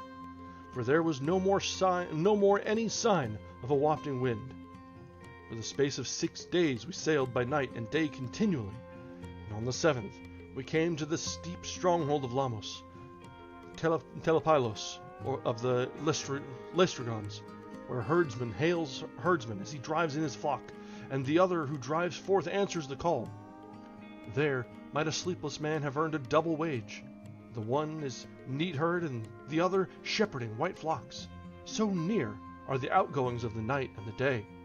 Thither, when we had come to the fair haven, whereabout on both sides goes one steep cliff unbroken, and jutting headlands over against each other stretch forth at the mouth of the harbor, and straight is the entrance. Thereinto all the others steered their curved ships. Now the vessels were bound within the hollow harbor, each hard by other, for no wave ever swelled within it, nor great or small. But there was a bright calm all around. But I alone moored my dark ship without the harbor, at the uttermost point thereof, and made fast the hawser to a rock. And I went up a craggy hill, a place of outlook, and stood thereon. Is YouTube being... We're having a bit of a moment. Hang on. I think we're done buffering. Maybe. I'm still showing bad connection. Oh, alright, it's peeking back up. Let me just double check. Maybe. Yep, I think we're good.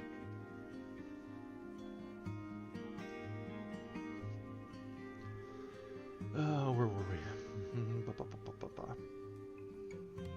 Now the vessels were bound within the hollow harbor, each hard by other, for no wave ever swelled within it, great or small, but there was a bright calm all around. But I alone moored my dark ship without the harbor, at the uttermost point thereof, and made fast the hawser to a rock, and I went up a craggy hill, a place of outlook, and stood thereon. Thence there was no sign of the labor of men or oxen, only we saw the smoke curling upward from the land. Then I sent forth certain of my company to go and search out what manner of men they were who live upon the earth by bread, choosing out 2 of my company, and sending a 3rd with them as herald. Now, when they had gone ashore, they went along a level road, whereby wains were wont to draw down wood from the high hills to the town. And without the town they fell in with a damsel drawing water, the noble daughter of Laestrygonian Antiphates. She had come down to the clear flowing spring Artacia, for thence it was custom to draw water to the town. So they stood by her and spake unto her, and asked her who was king of that land, and who they were he ruled over. Then at once she showed them the high-roofed hall of her father. Now when they had entered the renowned house, they found his wife therein. She was huge bulk of a mountain peak, and was loathly in their sight. Straightway she called the renowned Antiphates, her lord, from the assembly place, and he contrived a pitiful destruction for my men. Forthwith he clutched up one of my company and made ready his midday meal. But the other twain sprang up and came in flight to the ships.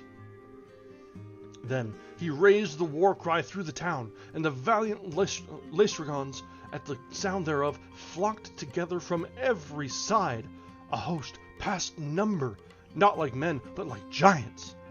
They cast at us from the cliffs with great rocks, each of them a man's burden.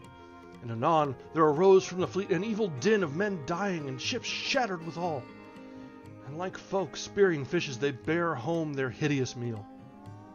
While as yet they were slaying my friends within the deep harbor, I drew my sharp sword from my thigh, and with it cut the hawsers of my dark-prowed ship quickly.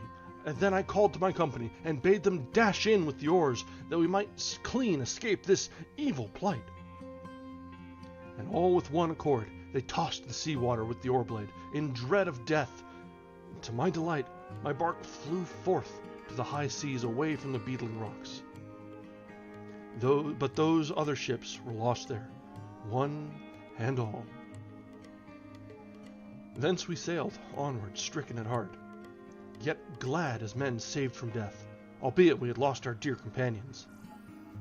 And we came to the Isle Aean, where dwelt Circe of the braided tresses, an awful goddess of mortal speech, own sister to the wizard Aedes. Both were begotten of Helios, who gives light to all men, and their mother was Perse, daughter of Oceanus. There on the shore we put in with our ship into the sheltering haven silently, and some god was our guide.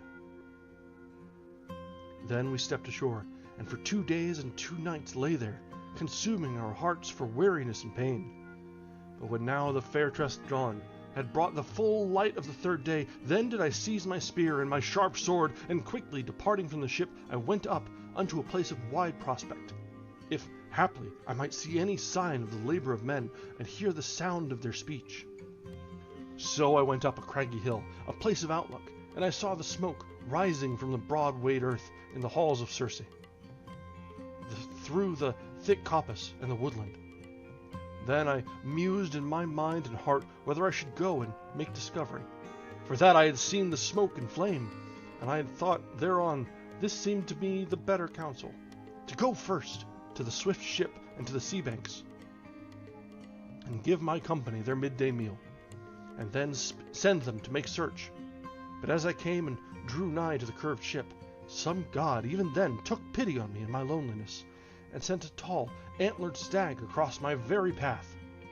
He was coming down from his pasture in the woodland to the river to drink, for verily the might of the sun was sore upon him.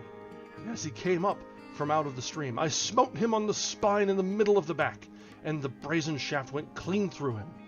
And with a moan he fell in the dust, and his life passed from him. Then I set my foot on him, and drew forth the brazen shaft from the wound, and laid it hard by upon the ground, and let it lie. Next I broke withies and willow twigs, and wove me a rope a fathom in length, well twisted from end to end, and bound together the feet of the huge beast, and went to the black ship, bearing him across my neck, leaning on a spear, for it was in no wise possible to carry him on my shoulder with the one hand, for he was a mighty quarry. And I drew him down before the ship, and roused my company with soft words, standing by each man in turn. Friends, for all our sorrows, we shall not yet a while go down to the house of Hades, ere the coming of the day of destiny. Go to then. While as yet there is meat and drink in the swift ship, let us take thought thereof, that we be not famished for hunger. Even so I spake, and they speedily hearkened to my words. They unmuffled their heads, and there on the shore of the unharvested sea gazed at the stag, for he was a mighty quarry. But after they had delighted their eyes at the sight of him, they washed their hands and got ready the glorious feast. So for that time we sat the livelong day till the going down of the sun, feasting on abundant flesh and sweet wine. But when the sun sank and darkness had come on, then we laid us to rest upon the sea beach. So soon as early dawn shone forth, the rosy-fingered, I called a gathering of my men, and spake in the ears of them all. Hear my words, my fellows, despite your evil case. My friends, lo, now we know not where is the place of darkness or of dawning, nor where the sun, that gives light to men, goes beneath the earth, nor where he rises. Therefore let us advise us speedily, if any counsel yet may be. As for me, I deem there is none, for I went up a craggy hill, a place of outlook, and saw the island crowned about with the circle of the endless sea, the isle itself lying low, and in the midst thereof mine eyes beheld the smoke through the thick coppice and the woodlands. Even so I spake, but their spirit within them was broken, and as they remembered the deeds of Antiphates at the Laestrygonian, and all the evil violence of the haughty Cyclops, the man-eater. So they wept aloud, shedding big tears, albeit to avail came of their weeping. Then I numbered my goodly grieved company in 2 bands, and appointed a leader for each, and I myself took the command of the one part, and godlike Eurylochus of the other. And anon we shook the lots in a brazen-fitted helmet, and out leapt the lot of proud Eurylochus. So he went on his way, and with him 22 of my fellowship, all weeping. And we were left behind, making lament. In the forest glades they found the halls of Circe builded, of polished stone, in a place with wide prospect. And all round the palace mountain-bred wolves and lions were roaming, whom she herself had bewitched with evil drugs that she gave them. Yet the beasts did not set on my men, but lo, they ramped about them and fawned on them, wagging their long tails, and as when dogs fawn about their lord when he comes from the feast, for he always brings them the fragments that soothe their mood. Even so, the strong-clawed wolves and the lions fawned around them, but they were affrighted when they saw the strange and terrible creatures. So they stood at the outer gate of the fair-tressed goddess, and within they heard Circe singing in a sweet voice, as she fared to and fro before the great web imperishable. Such as is the handiwork of goddesses, fine of woof and full of grace and splendor. Then Polites, a leader of men, the dearest to me, and the trustiest of all my company, first spake to them. Friends, for as much as there is one within that fares to and fro before a mighty web, singing a sweet song, so that all the floor of the halls makes echo, a goddess she is, or a woman. Come quickly and cry aloud to her. He spake the word, and they cried aloud and called to her, and straightway she came forth and opened the shining doors and bade them in, and all went with her in their heedlessness. But Eurylochus tarried behind, for he guessed that there was some treason. So she led them in and set them upon chairs and high seats, and made them a mess of cheese and barley meal and yellow honey with Pramnian wine, and mixed harmful drugs with the food, to make them utterly forget their own country. Now, when she had given them the cup and they had drunk it off, presently she smote them with a wand, and in the styes of the swine she penned them, so they had the head and voice, the bristles and the shape of swine. But their mind abode even as of old. Thus were they penned there, weeping. And Circe flung them acorns and mast and fruit of the cornel tree to eat, whereon wallowing swine do always batten. Now Eurylochus came back to the swift black ship to bring tidings of his fellows, and of their unseemly doom. Not a word could he utter, for all his desire, so deeply smitten was he to the heart with grief, and his eyes were filled with tears, and his soul was fain of lamentation. But when we had all pressed him with our questions in amazement, even then he told the fate of the remnant of our company. We went, as thou didst command, through the coppice, noble Odysseus.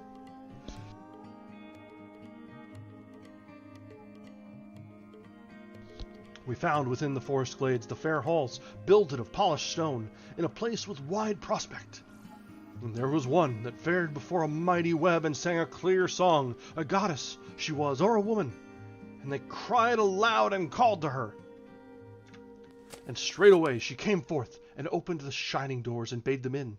And they all went with her, in their heedlessness, but I tarried behind, for I guessed that there was some treason.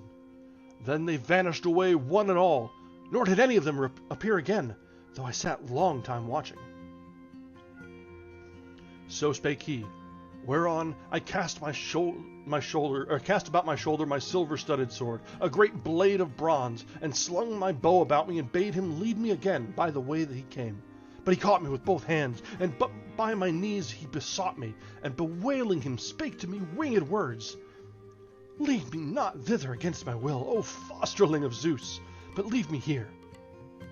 For well I know thou shalt thyself return no more, nor bring any one of all thy fellowship. Nay, let us flee the swifter with those that be here, for even yet may we escape the evil day.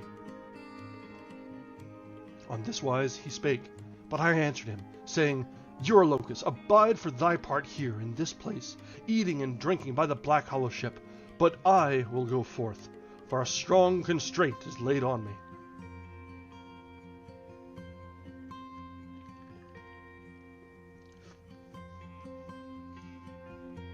With that I went up from the ship and the seashore, but lo, when in my faring through the sacred glades, I was now drawing near to the great hall of the enchantress Circe. Then did Hermes of the golden wand meet me as I approached the house, in the likeness of a young man, with the first down on his lip, the time when youth is most gracious. So he clasped my hand, and spake, and hailed me. Ah, hapless man, whither away again, all alone through the worlds? Thou that knowest not this country, and thy company yonder in the hall of Circe are penned in the guise of swine, in their deep lairs abiding. Is it in hope to free them that thou art come hither?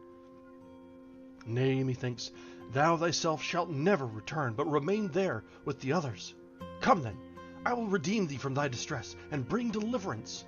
Lo, take this herb of virtue, and go to the dwelling of Circe, that it may keep from thy head the evil day. And I will tell thee all the magic sleight of Circe.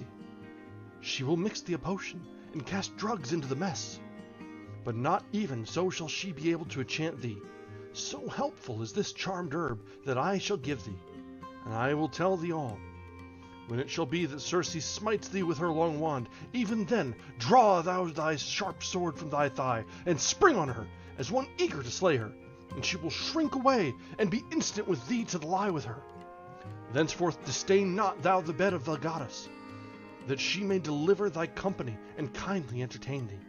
But command her to swear a mighty oath by the blessed gods, that she will plan naught else of mischief to thine own hurt, lest she make thee a dastard and unmanned, and when she hath thee naked.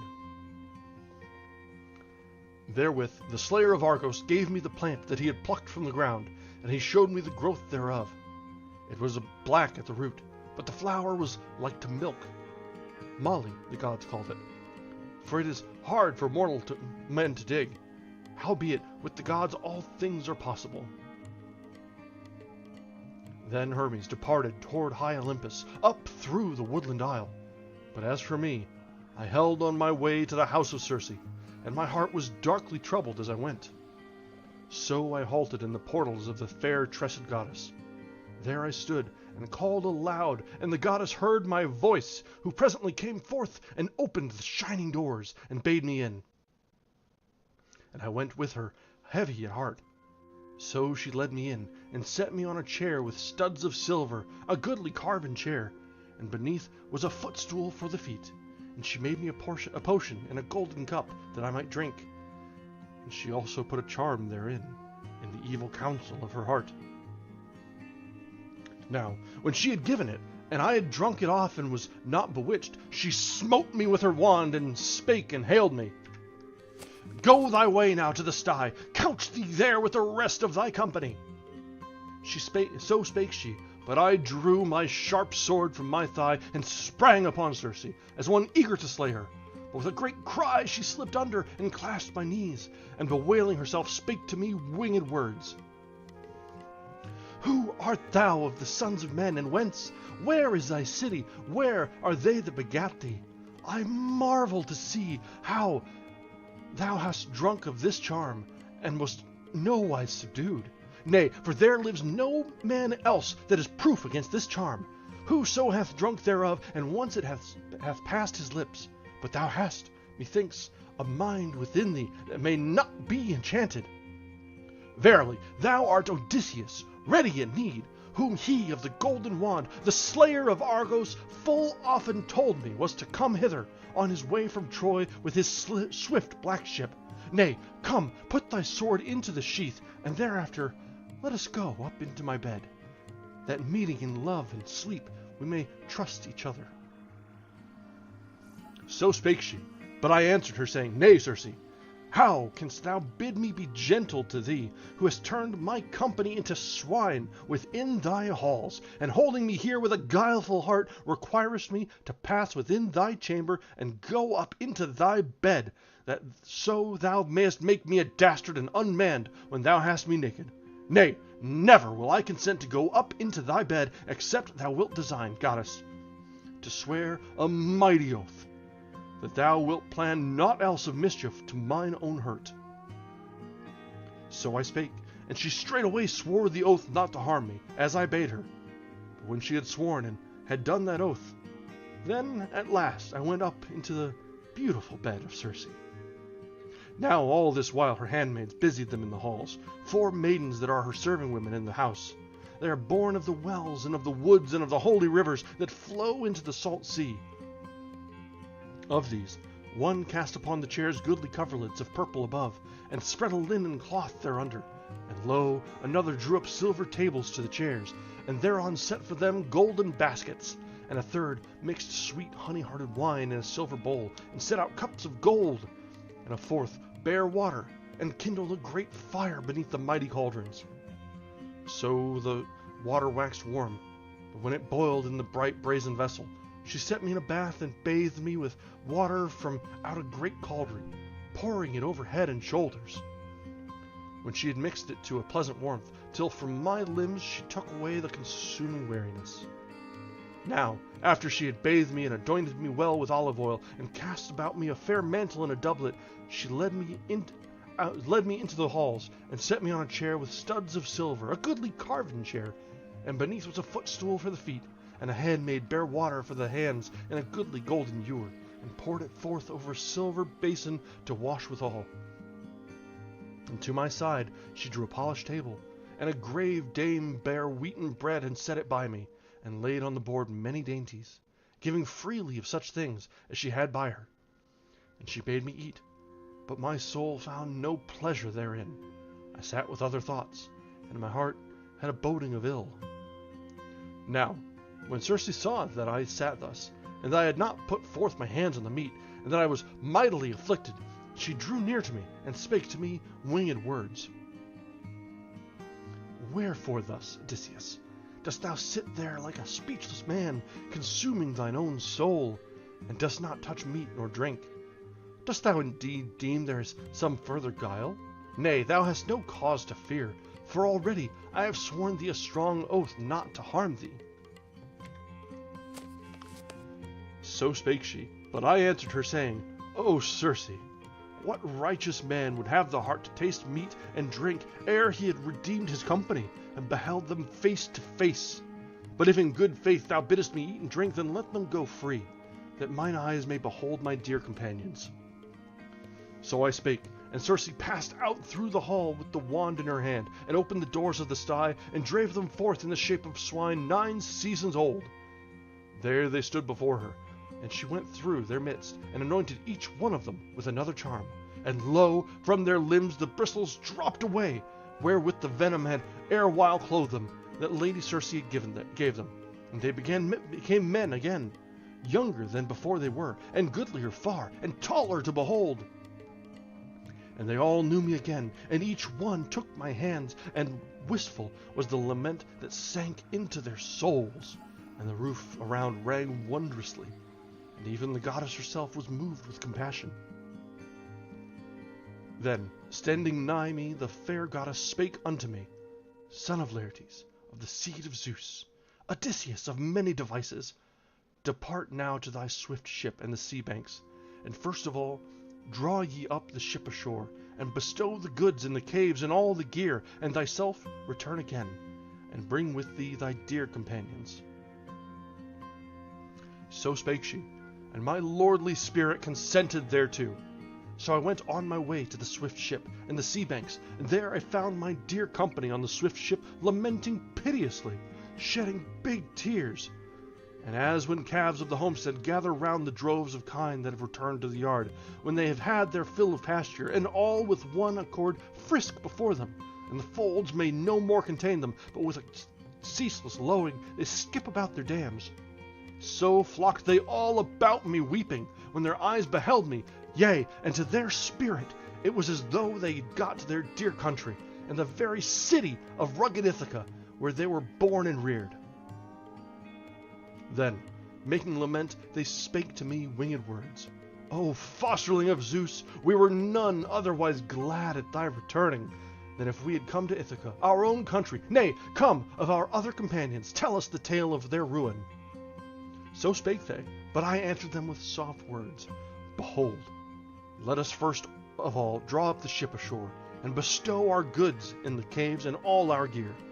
And do ye bestir you, one and all, to go with me, that ye may see your fellows in the sacred dwelling of Circe, eating and drinking, for they have continual store. So spake I, and at once they hearkened to my words. But Eurylochus alone would have holden all of my companions, and uttering his voice, he spake to them winged words.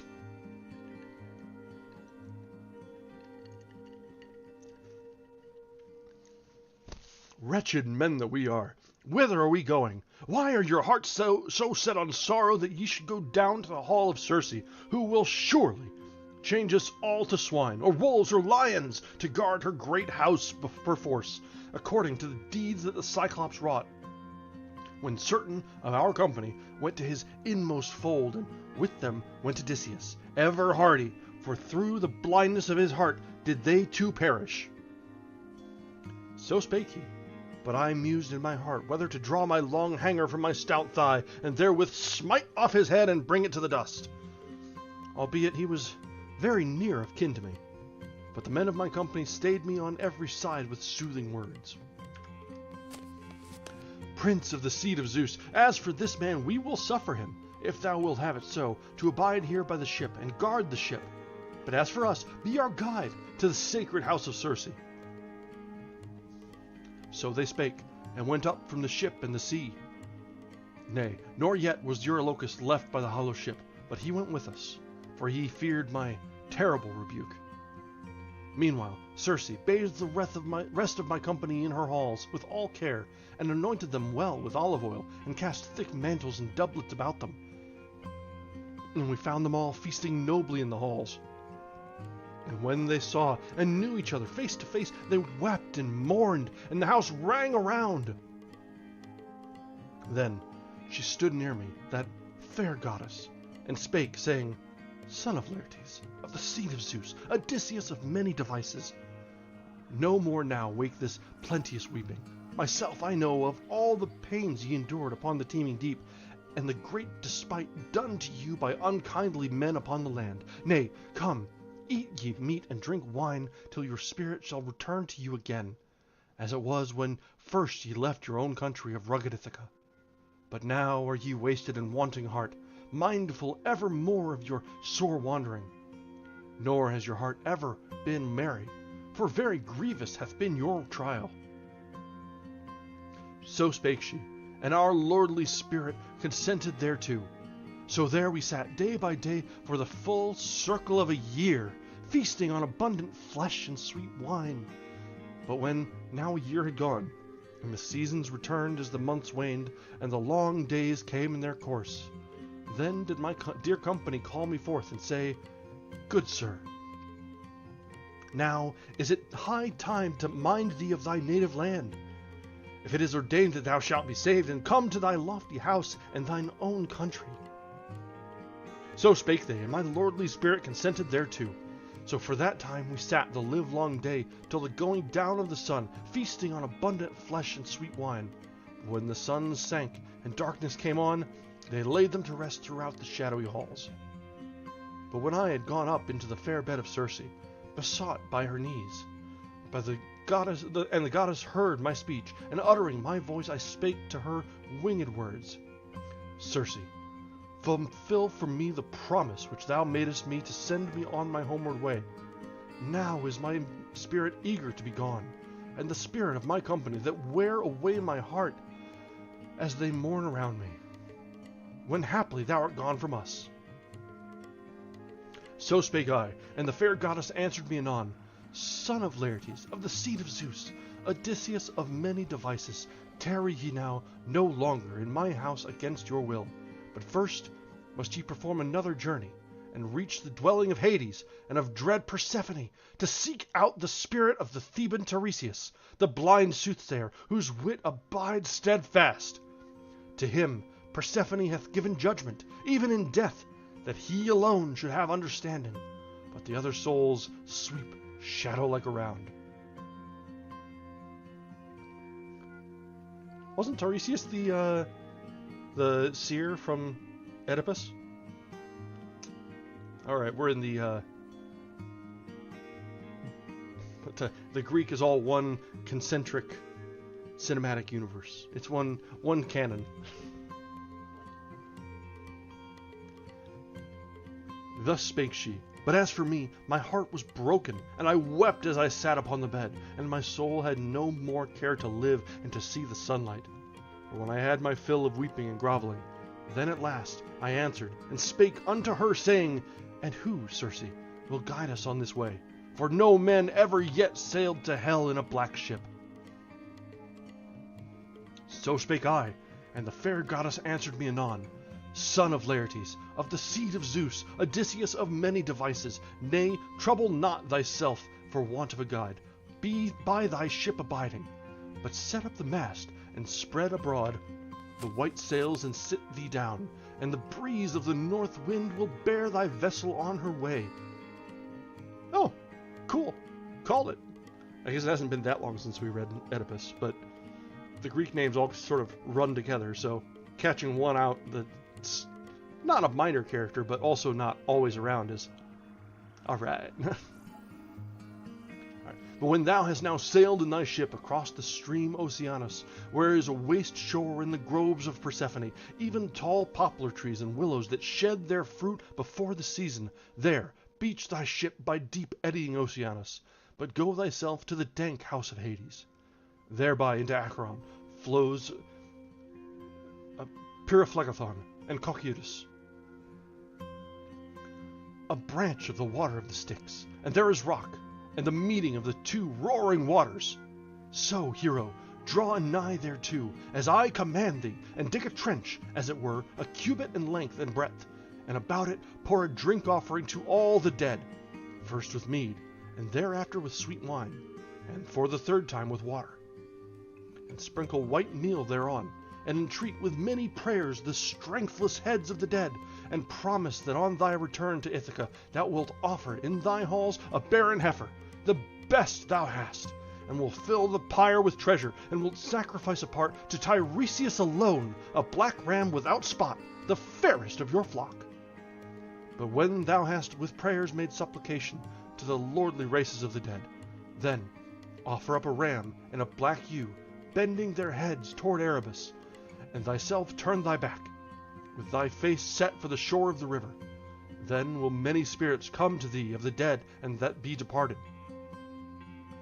Thereafter thou shalt call to thy company, and command them to flay the sheep which even now lie slain by the pitiless sword, and to consume them with fire, and to make prayer to the gods, to mighty Hades, and to dread Persephone. And thyself draw the sharp sword from thy thigh, and sit there, suffering not the strengthless heads of the dead to draw nigh to the blood. Ere thou hast word of Tiresias, then the seer will come to thee quickly, leader of the people. He will surely declare to thee the way and the measure of thy path, and as touching thy returning, how thou mayest go over the teeming deep. So spake she, and anon she came to the golden throned dawn. Then she put on me a mantle and a doublet for raiment, and the nymph clad herself in a great shining robe, light of woof and gracious, and about her waist she cast a fair golden girdle, and put a veil upon her head. But I passed through the halls, and roused my men with smooth words, standing by each one in turn. Sleep ye now, no more, nor breathe sweet slumber, but let us go on our way, for surely she hath shown me all, the Lady Circe. So spake I, and their lordly soul consented thereto. Yet even thence I did not my company safe away. There was one, Elpenor, the youngest of us all, not very valiant in war, neither steadfast in mind. He was lying apart from the rest of my men, on the housetop of Circe's sacred dwelling, very fain in the cool air, as one heavy with wine. Now, when he heard the noise of the voices and of the feet of my fellows as they moved to and fro, he leaped up of a sudden, and minded him not to descend again by the way of the tall ladder, but fell right down from the roof, and his neck was broken from the bones of the spine, and his spirit went down to the house of Hades. Then I spake among my men as they went on their way, saying, Ye deem now, I see, that ye are going to your own dear country, but Circe hath showed us another way, even to the dwelling of Hades and of dread Persephone, to seek to the spirit of Theban Tiresias. Even so I spake, but their heart within them was broken, and they sat them down even where they were, and made lament and tore their hair, howbeit no help came of their weeping. But as we were now wending sorrowful to the swift ship and the sea banks, shedding big tears, Circe meanwhile had gone her ways, and made fast a ram and a black ewe by the dark ship, lightly passing us by, who may behold a god against his will, whether going to or fro. And that brings us to the end of chapter 8. And we did run a little over tonight, so we're going to wrap up here pretty quickly, but this was a good few chapters. There's a lot going on. I definitely got into it with a little bit more in the narration than I have in previous chapters. My throat will probably be complaining for it tomorrow. But so we've seen a few of the common stories, the well-known stories, the blinding of Polyphemus, the Cyclops, and the witty escape, and Odysseus calling himself no man to trick the other Cyclopses. And we saw Circe in her island where she turned the crew to pigs. That's another of those that are commonly known parts of the poem. There are a few more.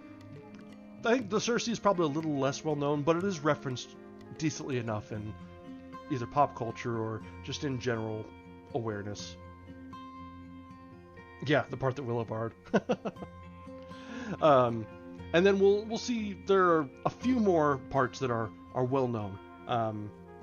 This next part is that we won't read it tonight. Obviously, we're finished reading for the night. But the next part is reasonably well known, but probably not quite to the same level as the Cyclops. That one is by far and away probably the most well known sub-story in all this. But the journey into Hades is pretty fraught and very, very strictly prescribed on how they're supposed to comport themselves and follow all the rituals to the letter, or else you may never leave. So yeah, we've had an exciting night tonight, and it's been a good weekend of reading this so far. We started off with Theseus and the backstory, and then we've gotten into Oedipus in the present day as he's escaped from current travails and has found himself in good company, and then again he's lost himself, he's telling all this story that we've now had last two chapters as second hand. Oh, well, I guess first hand, but he's telling it to all of the collected company at the Ephesians. So we're telling a story of telling a story, which, those are fun, right? So, alright guys, we are going to go ahead and wrap up here for the night. I thank everyone very much for joining us for this wonderful weekend of the Odyssey. We are about a little bit less than halfway through. Yeah, you're right. We touched on it earlier that hospitality in not only the Greek, but in general the ancient world and even medieval, and you see a lot in fantasy too, how the act of being a good host and being a good guest are tantamount to worship. So we've seen so much of that so far in this, and this is really where a lot of that springs forth from, where being a good host and being a good guest both are so important to the Greek culture, and that sort of has set the foundation of the mythos and the ideological systems of so many things that came afterward. This sort of thing has carried through history. The Homer has been a part of Western culture for eons. It had influence on the Roman. It had influence on the medieval Europe. It's had influence on early America. We all see and read this and build upon the bones of the past on this. So it's really cool how you see this and you see reference to like the guest right and host responsibilities in other works. You see it in Song of Ice and Fire. You see it in fantasy works. You see it in common things. Hey, calm down there.